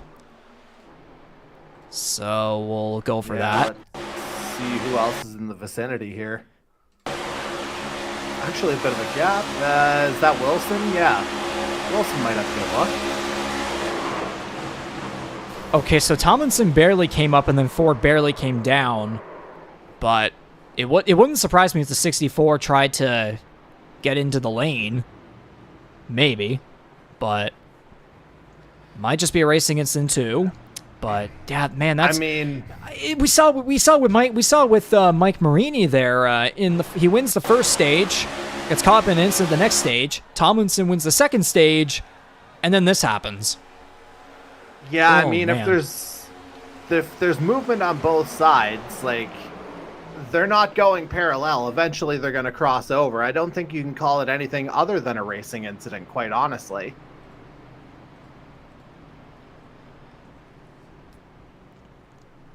Yeah, you were referring there during the crank it up about seeing clean. Yeah, there it is right there. Jordan Kalinian is the first DNF of the GTR 250 tonight, the first and only one so far. We got a bunch of cars, many laps down though. Jared Ireland. Yeah, there's a bunch of cars in pit boxes. Ireland 19 laps down. Escoffier and Heaney are both 11. Ouellette's at 8. He's on the track though. Andy Hurdle's in his box at 5 laps down. So is Tomlinson at 2.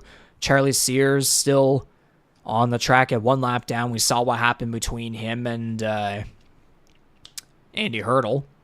Uh-oh. Did we just miss something else here, potentially? What?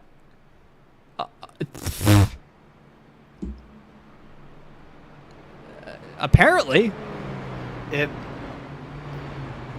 Knowing who we're about to reference, this is the only place where that could have happened. Oh boy, what could have possibly happened? Well, it doesn't look like speeding for once, so there's that. He's going to hate you for that one. I mean, it's not like he doesn't already, let's be real, so let's just see. Oh. Yeah, there was a bit of a it might have been a panic there because of Higginbottom. Yeesh. Yeah, it's another one where just ran out of room. Oh, man. Like, I don't know if you want to be taking that wide of a turn there, trying to get into pit lane. You'd think you'd want to get inside a little bit earlier.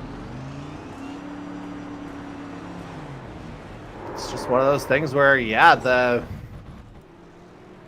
room to operate just kind of disappeared. What else could possibly go awkward and wrong in all the above tonight? Well, we just need Benny Hill to sponsor the Daytona now, and I think we'll be good.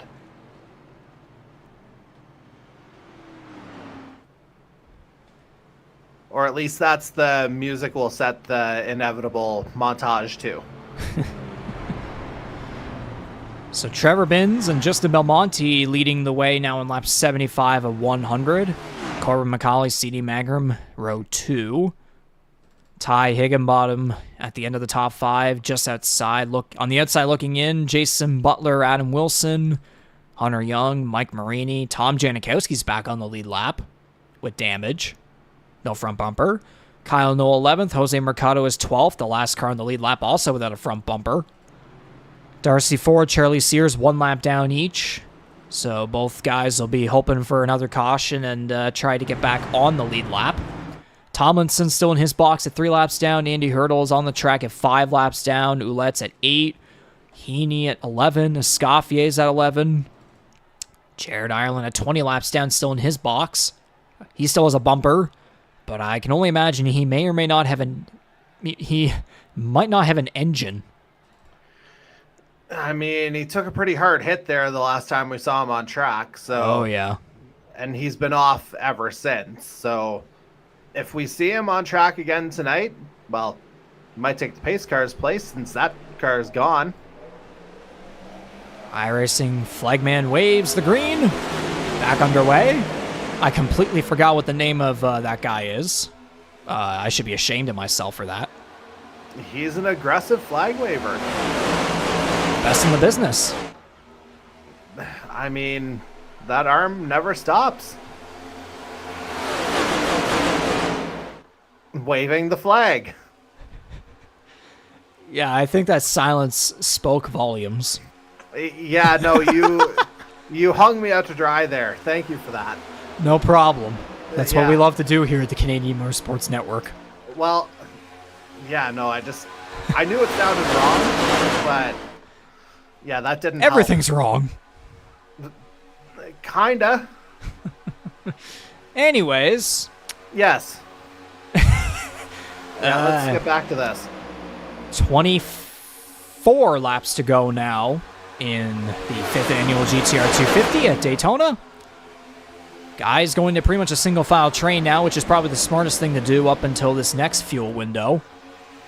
Which, that's certainly going to make things interesting when we get down to 20 laps to go, because, again, remembering what happened last year after that green flag pit window, we had a bunch of separate packs going at it. So, even though we've had, multiple incidents, and whenever guys are packed up, we've had a lot of big crashes, a lot of cars get collected. Still gotta have the... Well, remember back the regular season finale last season. We had a couple separate guys, separate packs, and then we proceeded to have a car go Brian Newman mode in the tri-oval. Yeah, and the craziest thing is that wasn't even the craziest thing that happened in 2023 either, so... yeah. Let's just hope 2024 is a little more civil, at least for the finish to this one. Indeed so. Trevor Binns still continuing to find ways to lead this one. 16 laps led. So the number 33 Toyota from Winter Haven, Florida, has been strong here all night, or in iRacing terms, all day. CD Bangarang behind at 11 laps led. He's looking to get his first ever GTR 250 win. He has not won at Daytona in his career. He does have 2 Talladega victories, though. And he's come close to a couple Atlanta victories. If we might be giving him PTSD because of what happened back at the Atlanta Clash between him and Hunter Young. And then there's also him going up and over in last year's Atlanta race, coming to the white flag. I mean, yeah, at least one of them, the wheels stayed on the track, or the tires stayed on the track. Yeah, fair point. If those are the levels we're operating on, still looking for better, obviously. For sure. Justin Belmonte in third with 2 laps led. Ty Higginbottom back in fourth with 1 lap led. Marini at 17. He's up into 5th now after getting caught up in a couple stuff. Adam Wilson 7th, still has yet to lead a lap, but the Delaware native has shown good speed throughout this one when incidents are not happening. 17, Corbin McCauley. 4 laps led. You can kind of tell there's a bit of scruffs there, I think, on his left side, unless my eyes are deceiving me. Yeah, no, there's definitely something. That's not just the paint job. And then Mercado, 2 cars in front of him, doesn't even have a front bumper, so, I mean, which would you prefer to have? I'd prefer to have the higher position. Well, yes. No matter how... Yeah, we'll go with the third option, yes. Yeah, no matter how you get there, I'd rather have the higher position. So Darcy Ford and Charlie... So Darcy Ford's within this pack at 1 lap down. He's looking like the prime contender to get back on the lead lap. Charlie Sears on his own. Not the greatest points paying. Well, yeah, the duels were points paying, but we're going to ignore them. Sears' first official points paying race, regular season championship points earning, we'll go with that. Not the most ideal start to his NASCAR Series career. He showed a lot of speed back at the Atlanta Clash and also in his Daytona Duel. But not the greatest start again for the defending IndyCar Dart Series champion. Andy Hurdle's on track at 5 laps down. Mark Ouellette at 8. They're together there with the 11 laps down car, Jason Heaney. Mason Tomlinson still in his pit box at 10 laps down, so at least he'll be able to have the points from the Stage 2 win going into the next race. Steve Escoffier just hitting the line now, 11 laps down. Jared Ireland still in his pit box at 27 laps down. And then, of course, Jordan Kalinian, 29 laps down. Or in other words, out of this race, now at 19 laps to go. Officially out, yes. Yes, officially out.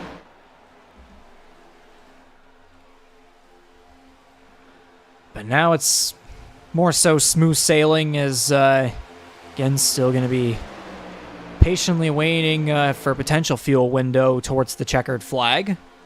And we'll see how that's going to shake things up. We'll see if we may end up getting another caution to rack everyone back up. Only 12 of 21 cars on the lead lap. So, again, still plenty of opportunity to get the victory, but it's more than likely going to come down to strategy here towards the end unless, again, we get yet another...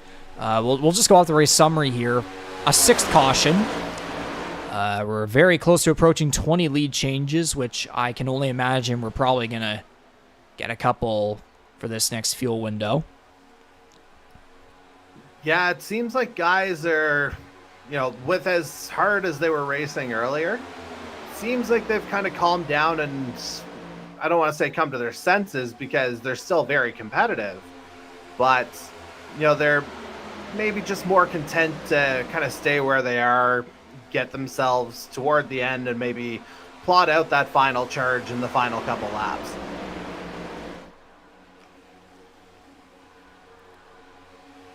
So yeah, it's, let me see here. So 3, yes, so 6, 7, 8, 9, about 10 cars, 10 cars in a bit of a pack there together. A little bit of separation between Mercado and Wilson. Meanwhile, there's Jason Butler right in behind, or right in front of Tom Janikowski. And then again, as I said earlier, a 3-car pack: Jason Heaney, Andy Hurdle, and Mark Ouellette. 16 laps to go now in the 5th annual GTR 250 at Daytona. There's the lap car, Charlie Sears, that they're going to be approaching. He is entering turn 3. Yeah, and you were right a little bit earlier there, Briggs. They do get that extra bit of a push down that back straight into 2 and 3. You were correct on your compass orienteering skills earlier. So, would you say it's fair to make a winner pick right now? Nope. That's the correct answer, yes. Yes. I mean, I said it earlier. Who's a guy you're keeping an eye on? We'll put it that way, maybe, so at least there's not maybe a jinx of some sort. Okay, well, the 2 guys who won the Daytona races last year are presently 3rd and 4th, so it seems like a good place to go. And then Marini is a previous Daytona Clash winner from last year, so 3 through 5 have all grabbed a checkered flag from here. I know Jose Mercado would love to make a statement in 6th. It's hard to narrow it down to just one, so it is a bit of a cop-out here, but there's, 15 laps to go. There's still a lot of racing to happen. Oh, absolutely. Again, you got Trevor Binns up there at the front. Again, going to the driver info tab. He's led 25 laps in this one so far. And he's just going to continue leading laps here as we get to the checkered flag. Again, unless we get a pit window. Like you said earlier, the only one that matters is the last one. Indeed. And again, though, too, that's a rookie up front leading the way over. That's 3 veteran, no, 4, 5. And then I guess if you count McCauley, too, there's like 6, and then, there's 7 or 8 veterans right in behind him. The next rookie behind him is Adam Wilson in there, who could definitely create a message too, like you said, with Jose Mercado. But Trevor Binns, again, he's been fast, but again, it's just that, that first career regular season race versus all the veterans here with all the experience in the world. So it's kind of hard there, but I'm the kind of guy where I'm so picky, I can't pick anyone, which might be a good thing. Yeah, and it kind of goes back to the other thing that I mentioned during one of the duels last week too, in that honestly, it kind of reminds me of how things went in the Indy 250, where being first going into that final lap, that's pretty much a recipe for disaster, because you're punching the virtual air for every other car, first off, and that's just going to give all those other drivers that much better of a run coming out of the turns and onto that back straight eventually before getting into the tri-oval to finish everything up. And obviously it's not to say anything to discredit Trevor Binns. He's had a heck of a start here so far. It's just a very, very difficult place to be, regardless of your experience. And again, too, with guys like Magra and Belmonte behind him, those two guys are absolutely aggressive, as it looks like they're going to go to the high side here and leave Binns out to dry. No, Binns is going to go to pit road on his own. Oh, that might hurt. Well, the key word you use there is alone.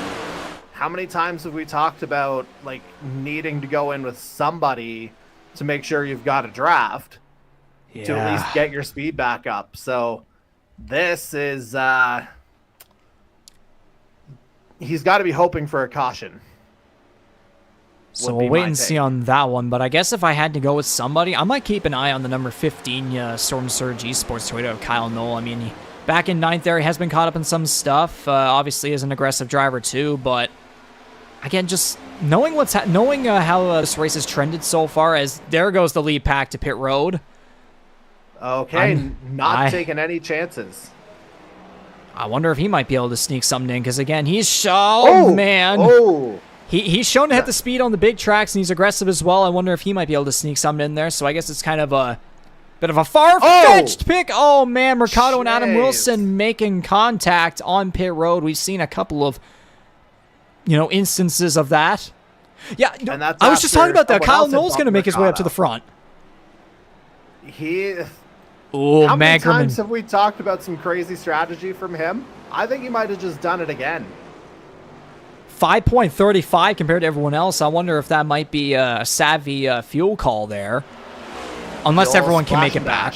Unless everyone can make it, though. We'll have to wait and see. Again, we saw what happened with Charlie Sears in the second duel last week. But he comes out third behind Magra and Belmonte. Meanwhile, Trevor Binns is in 10th at well over 8 seconds behind this pack. So it looks like he will be able to kind of catch up. But he's not in first anymore. No, and so that would suggest that the outlap wasn't nearly as good as he needed it to be, but he was on his own, so that's not entirely surprising.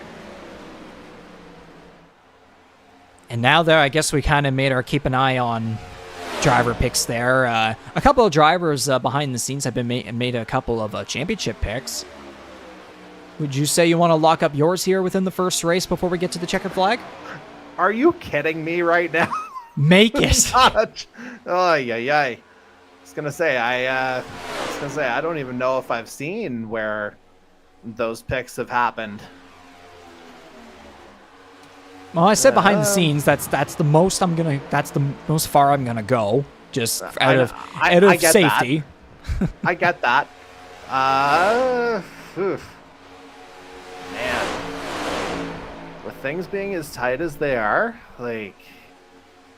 I'll say this: the most popular picks have been Magram, Belmonte, a Jordan Kalinian is up there as well because he has a high I rating. Other than that, I think those are the only guys I can really think of. My personal, the guy that I want to pick, Jared Ireland. It's a savvy pick, to be sure.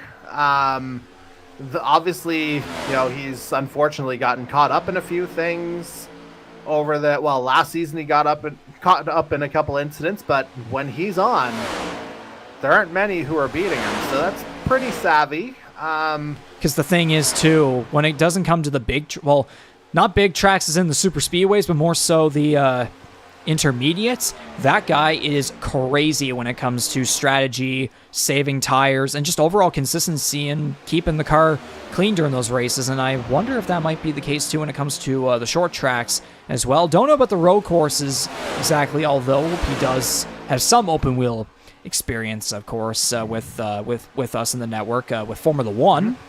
Yep. But again, stock cars. We'll have to wait and see on that one, but again, could be a fair pick. Not the most ideal start here, but if we take the super speedways out, definitely very realistic, as this pack right here has finally caught up to Bangarang Belmonte. And coming to 6 laps to go in the GTR 250, we have ourselves a race with a 7-car pack. It looks like that's going to be how many are going to be going for it here unless they come together and we get a late restart. But Ty Higginbottom leading the way. Remember, he won at Daytona, the regular season finale last season. This year, however, he's looking to win the season opener and get his name on the GTR 250 trophy, which he has not yet. Yeah, and like when you were asking me for a championship pick, like I was going to guys that I think of as being consistent all around, and 97 is one of the first guys I think of. And he's a guy who's able to very quickly adapt to different circumstances. Like he was in the championship 4 in his rookie season and then wound up winning the darn thing in season 3. So he's a guy that's, once he figures it out, like he's a guy who very much could be there in the end. I wouldn't be surprised one bit. 5 laps to go here at Daytona. Now it's C.D. Bangarang leading the way. We got the Tornado Alley guys up here. We got the sophomore defending GTR 250 champion Justin Belmonte, longtime veteran back there in Corbin McCauley. Potential surprise candidate. This guy again almost came close to winning the Atlanta Clash. The number 77 Hunter Young won at Talladega last season, clinched his way into the playoffs. So the win, he definitely could be a surprise candidate for the win. Mike Marini all the way back up here. And the guy, as I mentioned earlier, potential savvy pick call, Kyle Knoll. Man, we got proven guys. We got some potential surprise picks. There goes Hunter Young to the inside. Kind of goes under the apron a little. Almost contact with the left rear Belmonte. That causes a bit of a shakeup within this pack. Hunter Young trying to keep the car straight as Bangarang is a little too far out. That's not going to be ideal with these cars with how fast of a run they get. Noel's going to get Belmonte the push down the back straightaway. McCauley with a push in there as well. Top 3 up high. Hunter Young trying to make something happen there on the inside. Go for third. Now it's top 2 single file. Bangarang and Belmonte, again, 2 guys that have been consistently fast up front. Now top 3 single file. Hunter Young following in behind. 3 laps to go. Yeah, and a little bit of separation here, relatively speaking, compared to what we've seen over the course of the evening. But don't be surprised if they eventually do get swallowed up by that quartet following in behind them. It'll be very interesting to see just how quickly they can make that happen, because coming up on 2 laps to go, this is go time here. Like, you gotta know what you're playing. There they at are. This point. There they are. They're catching them. Yeah, I wasn't expecting it in maybe half a lap, but yeah, here we are. But what I was gonna say is, like, you gotta know what you're doing now. You gotta stick to your guns here. And the thing is, too, all these guys are single file right now, and knowing this kind of car, this kind of package, there's going to be a slingshot of some kind at some point here. Get off the onboard cameras. We don't need those right now. 2 laps to go. Going down the back straightaway for the second to last time. Again, unless something catastrophic happens here. A bunch of runs coming here. Hunter Young to the outside. Bangarang looking to make the block. Young in the wall. Oh, that was a very aggressive move from Bangarang as he's going to pull his way out in front of this pack. But there's going to be a slingshot opportunity here for Young. No, Higginbottom's going to go to the inside. The Tornado Alley guys now leading the way. McCauley's going to give Hunter Young the push. They're going to be side by side. White flag at Daytona. Final lap in the 5th annual GTR 250. Side by side for the race lead. These guys from the Atlanta Clash, they're back together. Yeah, the 2 Tornado Alley boys on that inside line. And yeah, that's working right now. Not anymore. Yeah. Well, you got Bangarang up right now, but now it's every man for himself. Who's going to be the first driver to clinch a spot in the 5th annual Earl Ross Cup playoffs? Higginbottom to the outside. Belmonte makes the push. 97 clears the way. Here comes Mike Marini down low. Almost 3 wide. McCauley's giving Kyle Knoll a huge push. Yeah, contact all over the place. We're coming to the checkered flag. 3 wide. Marini goes around. Hunter Young around to the checkered flag. Ty Higginbottom is your 5th annual GTR 250 champion. He does the Daytona double, doesn't he? The night race to end the regular season last year. let's lock up his playoff spot straight away. 97, again, just stayed consistent, stayed in there, knew when to make his move, and he made it stick. How about that for the number 97 U.S. Air Force Toyota for Tornado Alley eRacing, the North Carolina native, or would be Kansas native? No, Asheville, where he's from. North Carolina. No, from North Carolina, moved to Kansas, and then back to North Carolina. Yeah. I don't know where exactly this will be in terms of career wins. I'll have to definitely check that out later on, but what does matter is the number 97, as you said, ended the regular season with a Daytona win, and then the next regular season, he starts it off with a Daytona win, but I can only imagine this one, he probably prefers this one. It's the GTR 250. I mean, we keep calling it a crown jewel, right? So, oh yeah. Ultimately, this is outside of, maybe the Homestead Miami win a couple of years ago. And even still, status-wise, this is just as big, if not bigger, for win number 9 of his career. It'll be win number 9, so now 1 win away from 10. Good math. Damn it. We had to get to 1 point, right? Oh, yeah. And so the 97, gonna celebrate here. Yeah, aim high. Right in the back there. I mean, yeah, it's an Air Force car. What do you expect? Well, I mean, the last time we thought that, he was the one guy who didn't go flying at a finish, so there is that.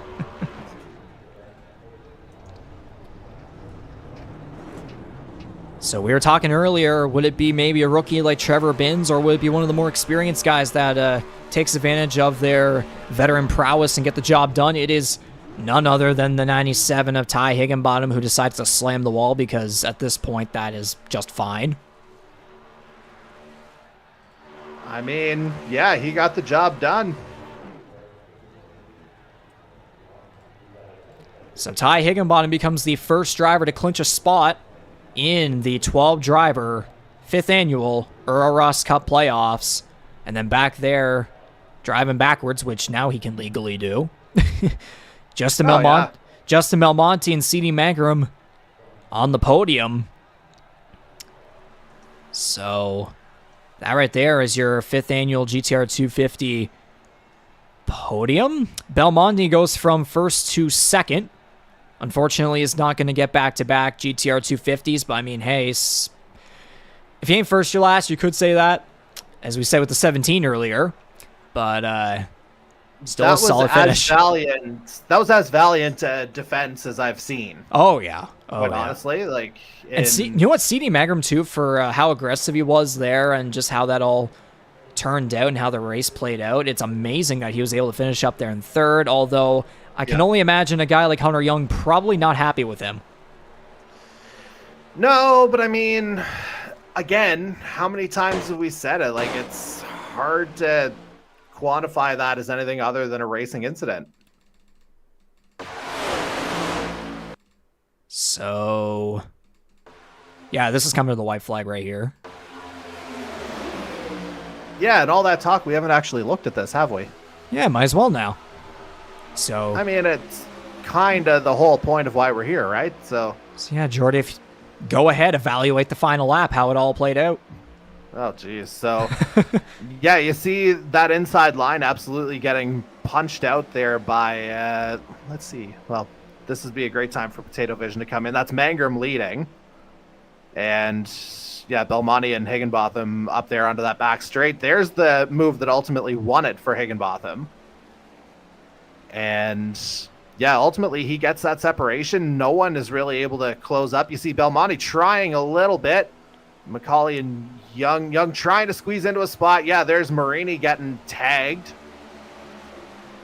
Oh yeah, and Young even crashed there at the end. She's still able to cross the line in 8th because a lot of cars more towards the back and such there. Well, no, we actually, yeah, Kyle Busch style, Kyle Busch tomato or whatever, right across the line. Yep. Yeah, again, the aggressive block by Magram there puts him in the wall with 2 to go down the back straightaway, and then ultimately crashes in the end. So just a very tragic ending for the underdog right there. Kind of a journeyman here within the NASCAR series. Well, those two are almost magnetic so far in the early going. If you recall that Clash final lap, again, it was those two. Yeah, so I don't know, is there a rivalry kind of building up there, or how will we put it? I don't know if it's necessarily the right time to put that narrative on it just yet, but... Yeah, that's intentionally putting drama on, I know. Yeah. No, I totally get that. But, yeah, I think tonight's an indicator of how the rest of the season will go. You saw how tight it was, and, 7-car pack at the end. How many of those did we have last year? Yeah, they were certainly closer together this time around, and we will be taking a look at all of them here close together in the unofficial results. Ty Higginbottom, the number 97 Tornado Alley Toyota, gets the job done. He puts his name in the history books as a new GTR 250 champion, joining Jacob Nelson, Darcy Ford, Chase Beatty, and Ryan Gibson. Oh, that was Ryan Gibson. No, he won an evening. Sorry, Justin Belmonte. Sorry, it was a night race that Gibby won. Okay, yeah, Justin Belmonte there last year. Now it's Ty Higginbottom. Belmonte, again, as I said earlier, not able to defend the 250 win, but he still comes home second. A valiant effort from him, along with CD Magram as well. A bit of a, again, knowing him, aggressive driving style gets himself on the podium. Corbin McCauley finishing in 4th. A little bit of an incident there at the end, but a solid finish for him. The rookie Adam Wilson goes from not being able to participate in the Atlanta Clash after qualifying 2nd, and then he wins his dual race, and then he gets a top 5 in the 250. Jose Mercado 6th. Trevor Binns led many laps, but still hung on to finish 7th. Hunter Young, unfortunate crash there at the end, but still comes home 8th. Kyle Newell 9th. Mike Marini, who started 2nd, will finish inside the top 10. Rest of the way, Tom Janikowski just outside the top 10, but not too shabby a finish for him. Was able to make it to the end on the lead lap and take the 11th place finish. As you see, Higginbottom in the background doing the Alan Kowicki. Jason Butler, 12th, last car on the lead lap. Darcy Ford, the 2021 race winner, finishes 13th at 1 lap down. Rookie Charlie Sears, 14th. Not a great day for him. Pole sitter Andy Hurdle crashes out in 15th, 5 laps down. Or I guess, well, crash out to an extent. Mark Ouellette, 16th. Jason Heaney, 17th. Yeah, the bottom 4 all filled with rookies here. Heaney, 17th. Steve Escoffier, 18th. And to round it all out, Mason Tomlinson, who... Actually, that doesn't round it out, at least. For the top 19, it does. He finishes in 19th. Jared Ireland and Jordan Kalinian actually round out the field. Ireland 45 laps down, and Jordan Kalinian DNF'd out of the race 21st. The Atlanta Clash winner with an unfortunate start to his NASCAR Series career. But no doubt he'll look to rebound on the bigger tracks and truly prove how skilled he really is, especially again with that high I rating as is reported. And so is, again, Higginbottom continuing to celebrate there. Jordy, that was the 5th annual GTR 250. It goes to Ty Higginbottom. You already did mention there how this kind of sets the bar for how the rest of the season may go. We truly have a talented class of drivers here for this 5th season of NASCAR Series Racing, powered by Kyle's Fried Chicken and Barbecue. Overall, it's looking like this 2nd season on the iRacing platform will certainly not be a sophomore slump. Yeah, I mean, Daytona was always going to be fun regardless. I love the fact that it was mainly a clean finish at the end. Yeah, there was contact toward the back of that lead pack, but it didn't ultimately decide the race victory, which I think for the other incidents that we had over the course of the evening, that's absolutely a positive to build on. And obviously there's always going to be a little more pressure in the season opener knowing what's at stake, but now I think guys can settle in a little bit more as well. And you know what? Once they're settled, once they're more comfortable, I think it's just going to get better and better, quite honestly, because the knuckles won't quite be as white on the wheel, and the shifter and the pedals won't be quite as heavy. I think once guys start to relax a little, man, oh man, this is going to get good. Now, Ty Higginbottom is still here in the server, so we're going to get a chat with him. Is there a way you want to do this? I know obviously you can't communicate with him this way, Jordy, but maybe perhaps stay and just after I ask a bunch of questions, maybe you give me one and then I'll tell him what you asked, something like that. What works for you? Yeah, I can do that if I think of something. As long as I can hear what you're asking, that's all I need to hear. Oh, yeah, for sure. Because I'll be able to kind of figure it out from there. Yeah. All right, let's see how this goes. Ty Higginbottom, this is Regan talking here. You got a copy?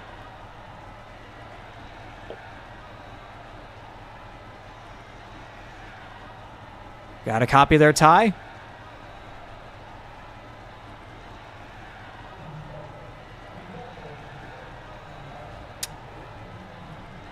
I might not be doing this correctly here, so I'll just quickly go to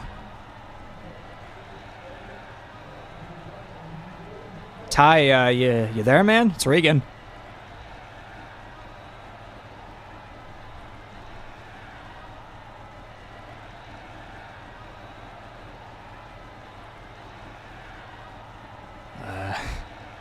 I'll have to try and communicate with him here.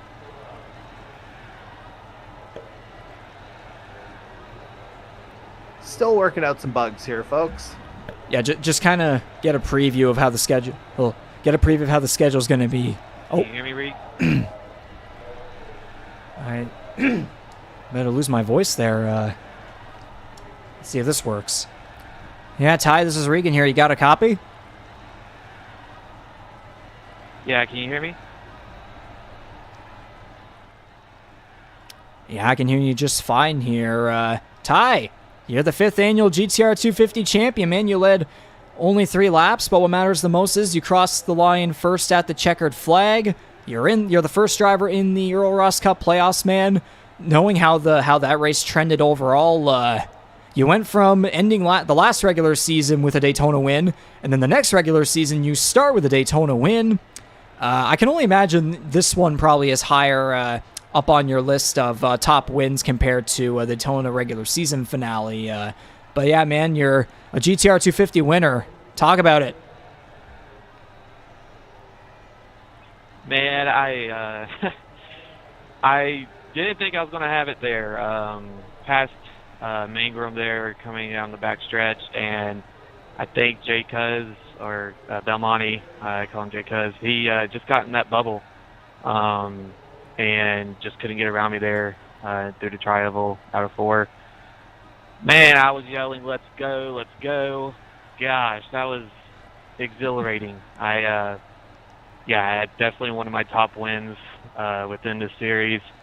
And especially, you know, after what I told you or messaged you before the season, you know, wanting to get off on a hot start. And if I am able to win some races, that's going to be, you know, great. It's like I got the speed, especially at a speedway race. You never know.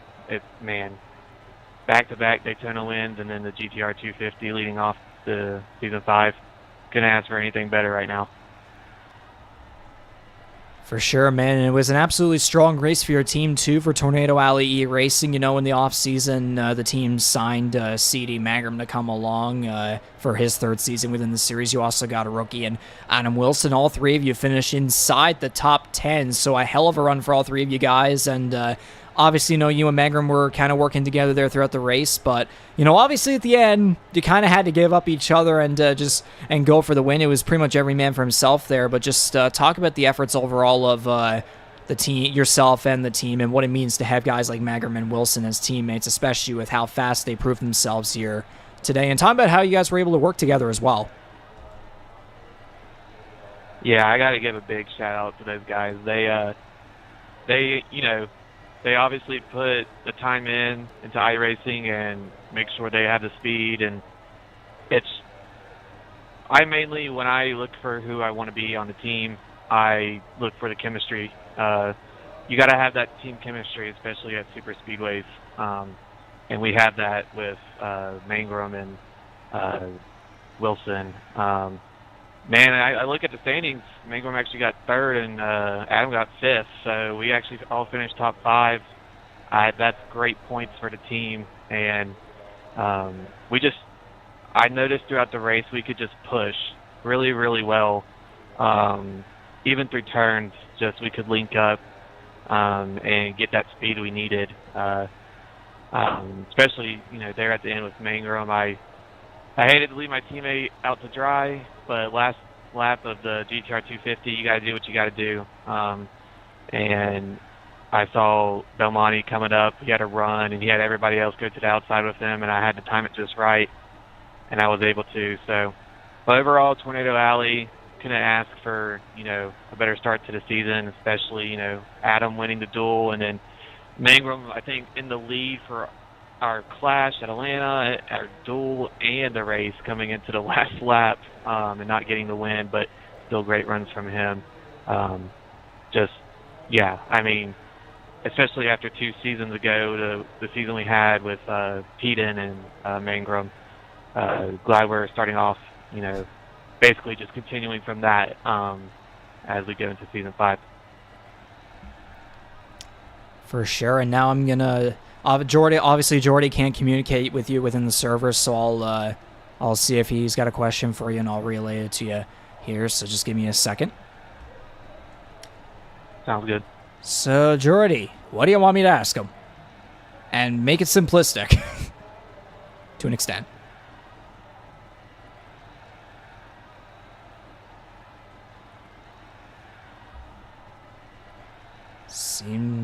You typing it out? Give me a nod.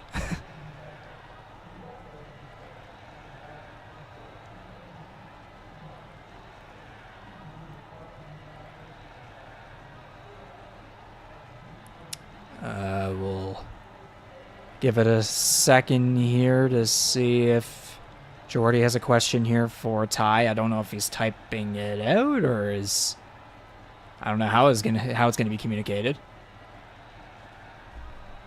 Oh, it might be in the chat here, actually. Okay. There we go.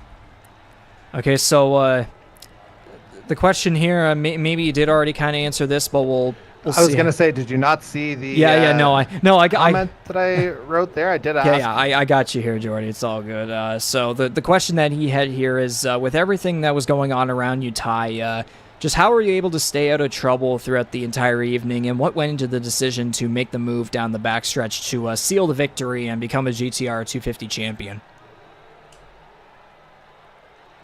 Yeah, Jordy, it's good to be speaking with you / not, but good to be back in the winners, voice chat again with you guys. But yeah, the first stage kind of just took my laps in, seeing what I had. You have to save a little bit of fuel at Daytona through the stages, and there, it's actually funny. I think I went too far forward in my pit box every single stage in the green flag stop, but it actually helped me link up with people I needed to draft with. But yeah, the first stage, just, Marini made a good move on me on the inside there on the backstretch on the last lap of stage 1, and I got stuck in the middle, fell back, but that wreck, I think, gained me like 8-9 spots. And then stage 2, I was riding in the back there for a while, just kind of seeing how everybody was doing. There was, I think, a caution, there was a wreck, and then there was another wreck. I avoided wrecks on the apron, and gosh, it was wild. Just trying to avoid as many wrecks as I could, keep the car clean. And stage 2, I was able to get, there on the outside and get that run. The caution came out right before I was able to make a move on the 04, but me and him were drafting really well, and I got to give a shout out to Corbin, too, because he helped me get up there. And then also in stage 3, he helped me get up to the leaders after pits, too. So, yeah, it was just mostly trying to stay clean, avoid those wrecks. They're going to happen, and anticipate them as much as you can. But you gotta have luck at Daytona, and I definitely had that. Glad I had it. And it feels great to be a GTR 250 champion, especially getting that first win and making, being a lock into the playoffs. Once that comes around, it's a big lift off your shoulders, especially going from 16 to 12 drivers. Yeah, man. I mean, you got that. You clearly have that track record of staying clean, having some good luck, and being there at the end to get the job done. And certainly this keeps you a little stress-free going through the rest of the regular season now, 14 races until we get to the Earl Ross Cup playoffs. You got a spot. You're all good. But, of course, still got to go for some wins, get some good points entering the playoffs, knowing how chaotic that schedule is going to be. You already did kind of talk to me about the schedule, going from 16 to 12 playoff drivers, as you just said there, with you got the addition of some short tracks and road courses. Just talk about talk a little bit more in depth about just how the rest of the schedule looks for you, how you're going to keep yourself moving forward now that you do have a win, but you still very well could go and get a couple more victories, and just what's it going to take to keep this momentum moving forward, and how do you look forward to Las Vegas next week? Yeah, the addition of the new tracks, road courses, traveling internationally to Monza for a road course, it's going to be a test of, your will and patience at these tracks, and I think it's great for the series to have these in there. It's going to show, who's going to stand out at road courses this year. Could we see a first-time winner in the series at a road course lock themselves into the playoffs? I'm just so excited for that. And, it's personally, as I said before, my road courses haven't been the greatest, even going back to the Heat 5 days. So definitely going to have to take some time to practice at those, especially Coda. And, we're going to Monza, and we're going to Sonoma and Watkins Glen. So definitely going to it's going to test me. So, but I'm stoked to race those racetracks, and even more stoked to go to Las Vegas. I feel like I run pretty well there. I think I was able to finish top 10 there last year, so very excited to go there. It's definitely different than Daytona. You got to conserve your tires, and there's a little bit of strategy too. So, anyways, yeah, looking forward to the future of the season. Super excited to see where this goes, not only for me, but for everyone else. For sure. This race definitely set the table for how much of a talented class we have for the 2024 season and how the season's going to play out. But again, we got a bunch of tracks that we're going to start going to. We don't have another super speedway until July, so certainly going to be interesting how things play out all the way up until then. But with all that being said, that pretty much does it for this. Ty, you want to quickly thank some people who support you along the way and just, I guess we'll put this in real-life racing terms, provide you the opportunity to come on out every Tuesday night, get the job done, and just have some fun here within the Canadian eMotorsports Network. Yeah, I got to give a shout-out to my family. They're my biggest supporters, and they watch my races pretty much every week if they can, and I got a bunch of text messages from them after I won, and all caps, exclamation points. It's great to have that support behind you. I know some people say it's just a video game, but, if you enjoy doing something and you have that support behind you, it makes you enjoy it even more. So to have that support every week means a lot, and I got to give a shout-out to my family. I love them a lot, and they mean a lot to me. So anyways,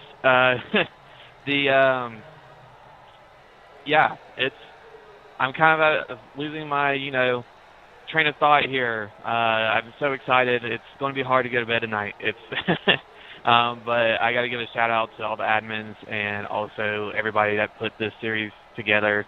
Before the start of the season, there was a lot of work put in, and got to give a shout out to you, Regan and Jordy, for doing the broadcast.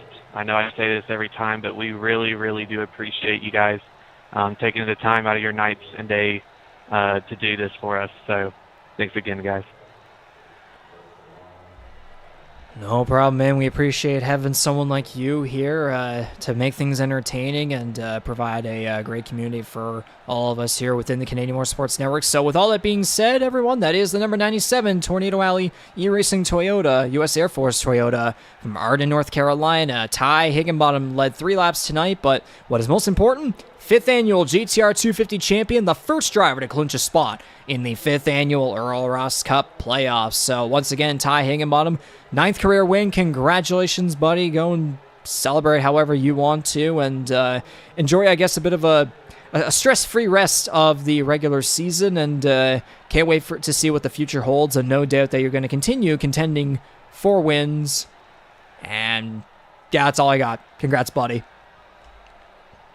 Thanks, Reed. Thanks, Jordy. I already popped me open a brewski. Definitely had to for this race. I got to give a shout out to, all my Tornado Alley guys, GTR guys. This race is what we look forward to every year. So, cheers, guys, and I'll have a good night. You as well, my friend. Cheers.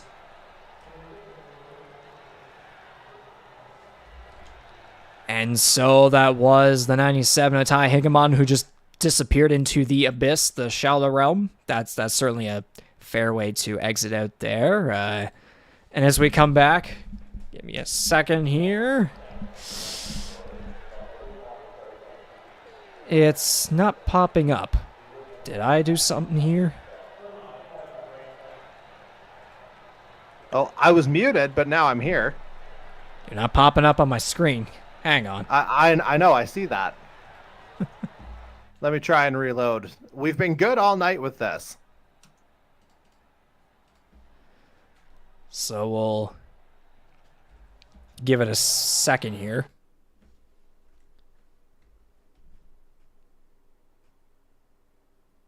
Broadcast shenanigans. It's usually pre-race, during the race, but there's always something post-race too.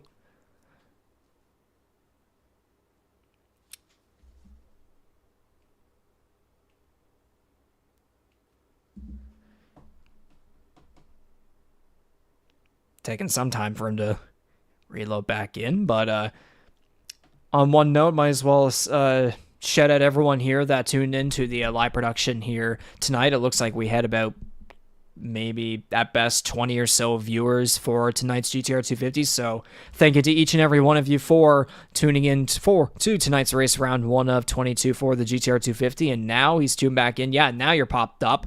Are you gonna put on the thing? Yeah. Shit. Let's see if that actually works. Hey, there we go. I don't know about y'all, but I'm about to open a cold one and yell left turn. Yeah, I mean, that's pretty much what Ty just described, so. Pretty much, yeah.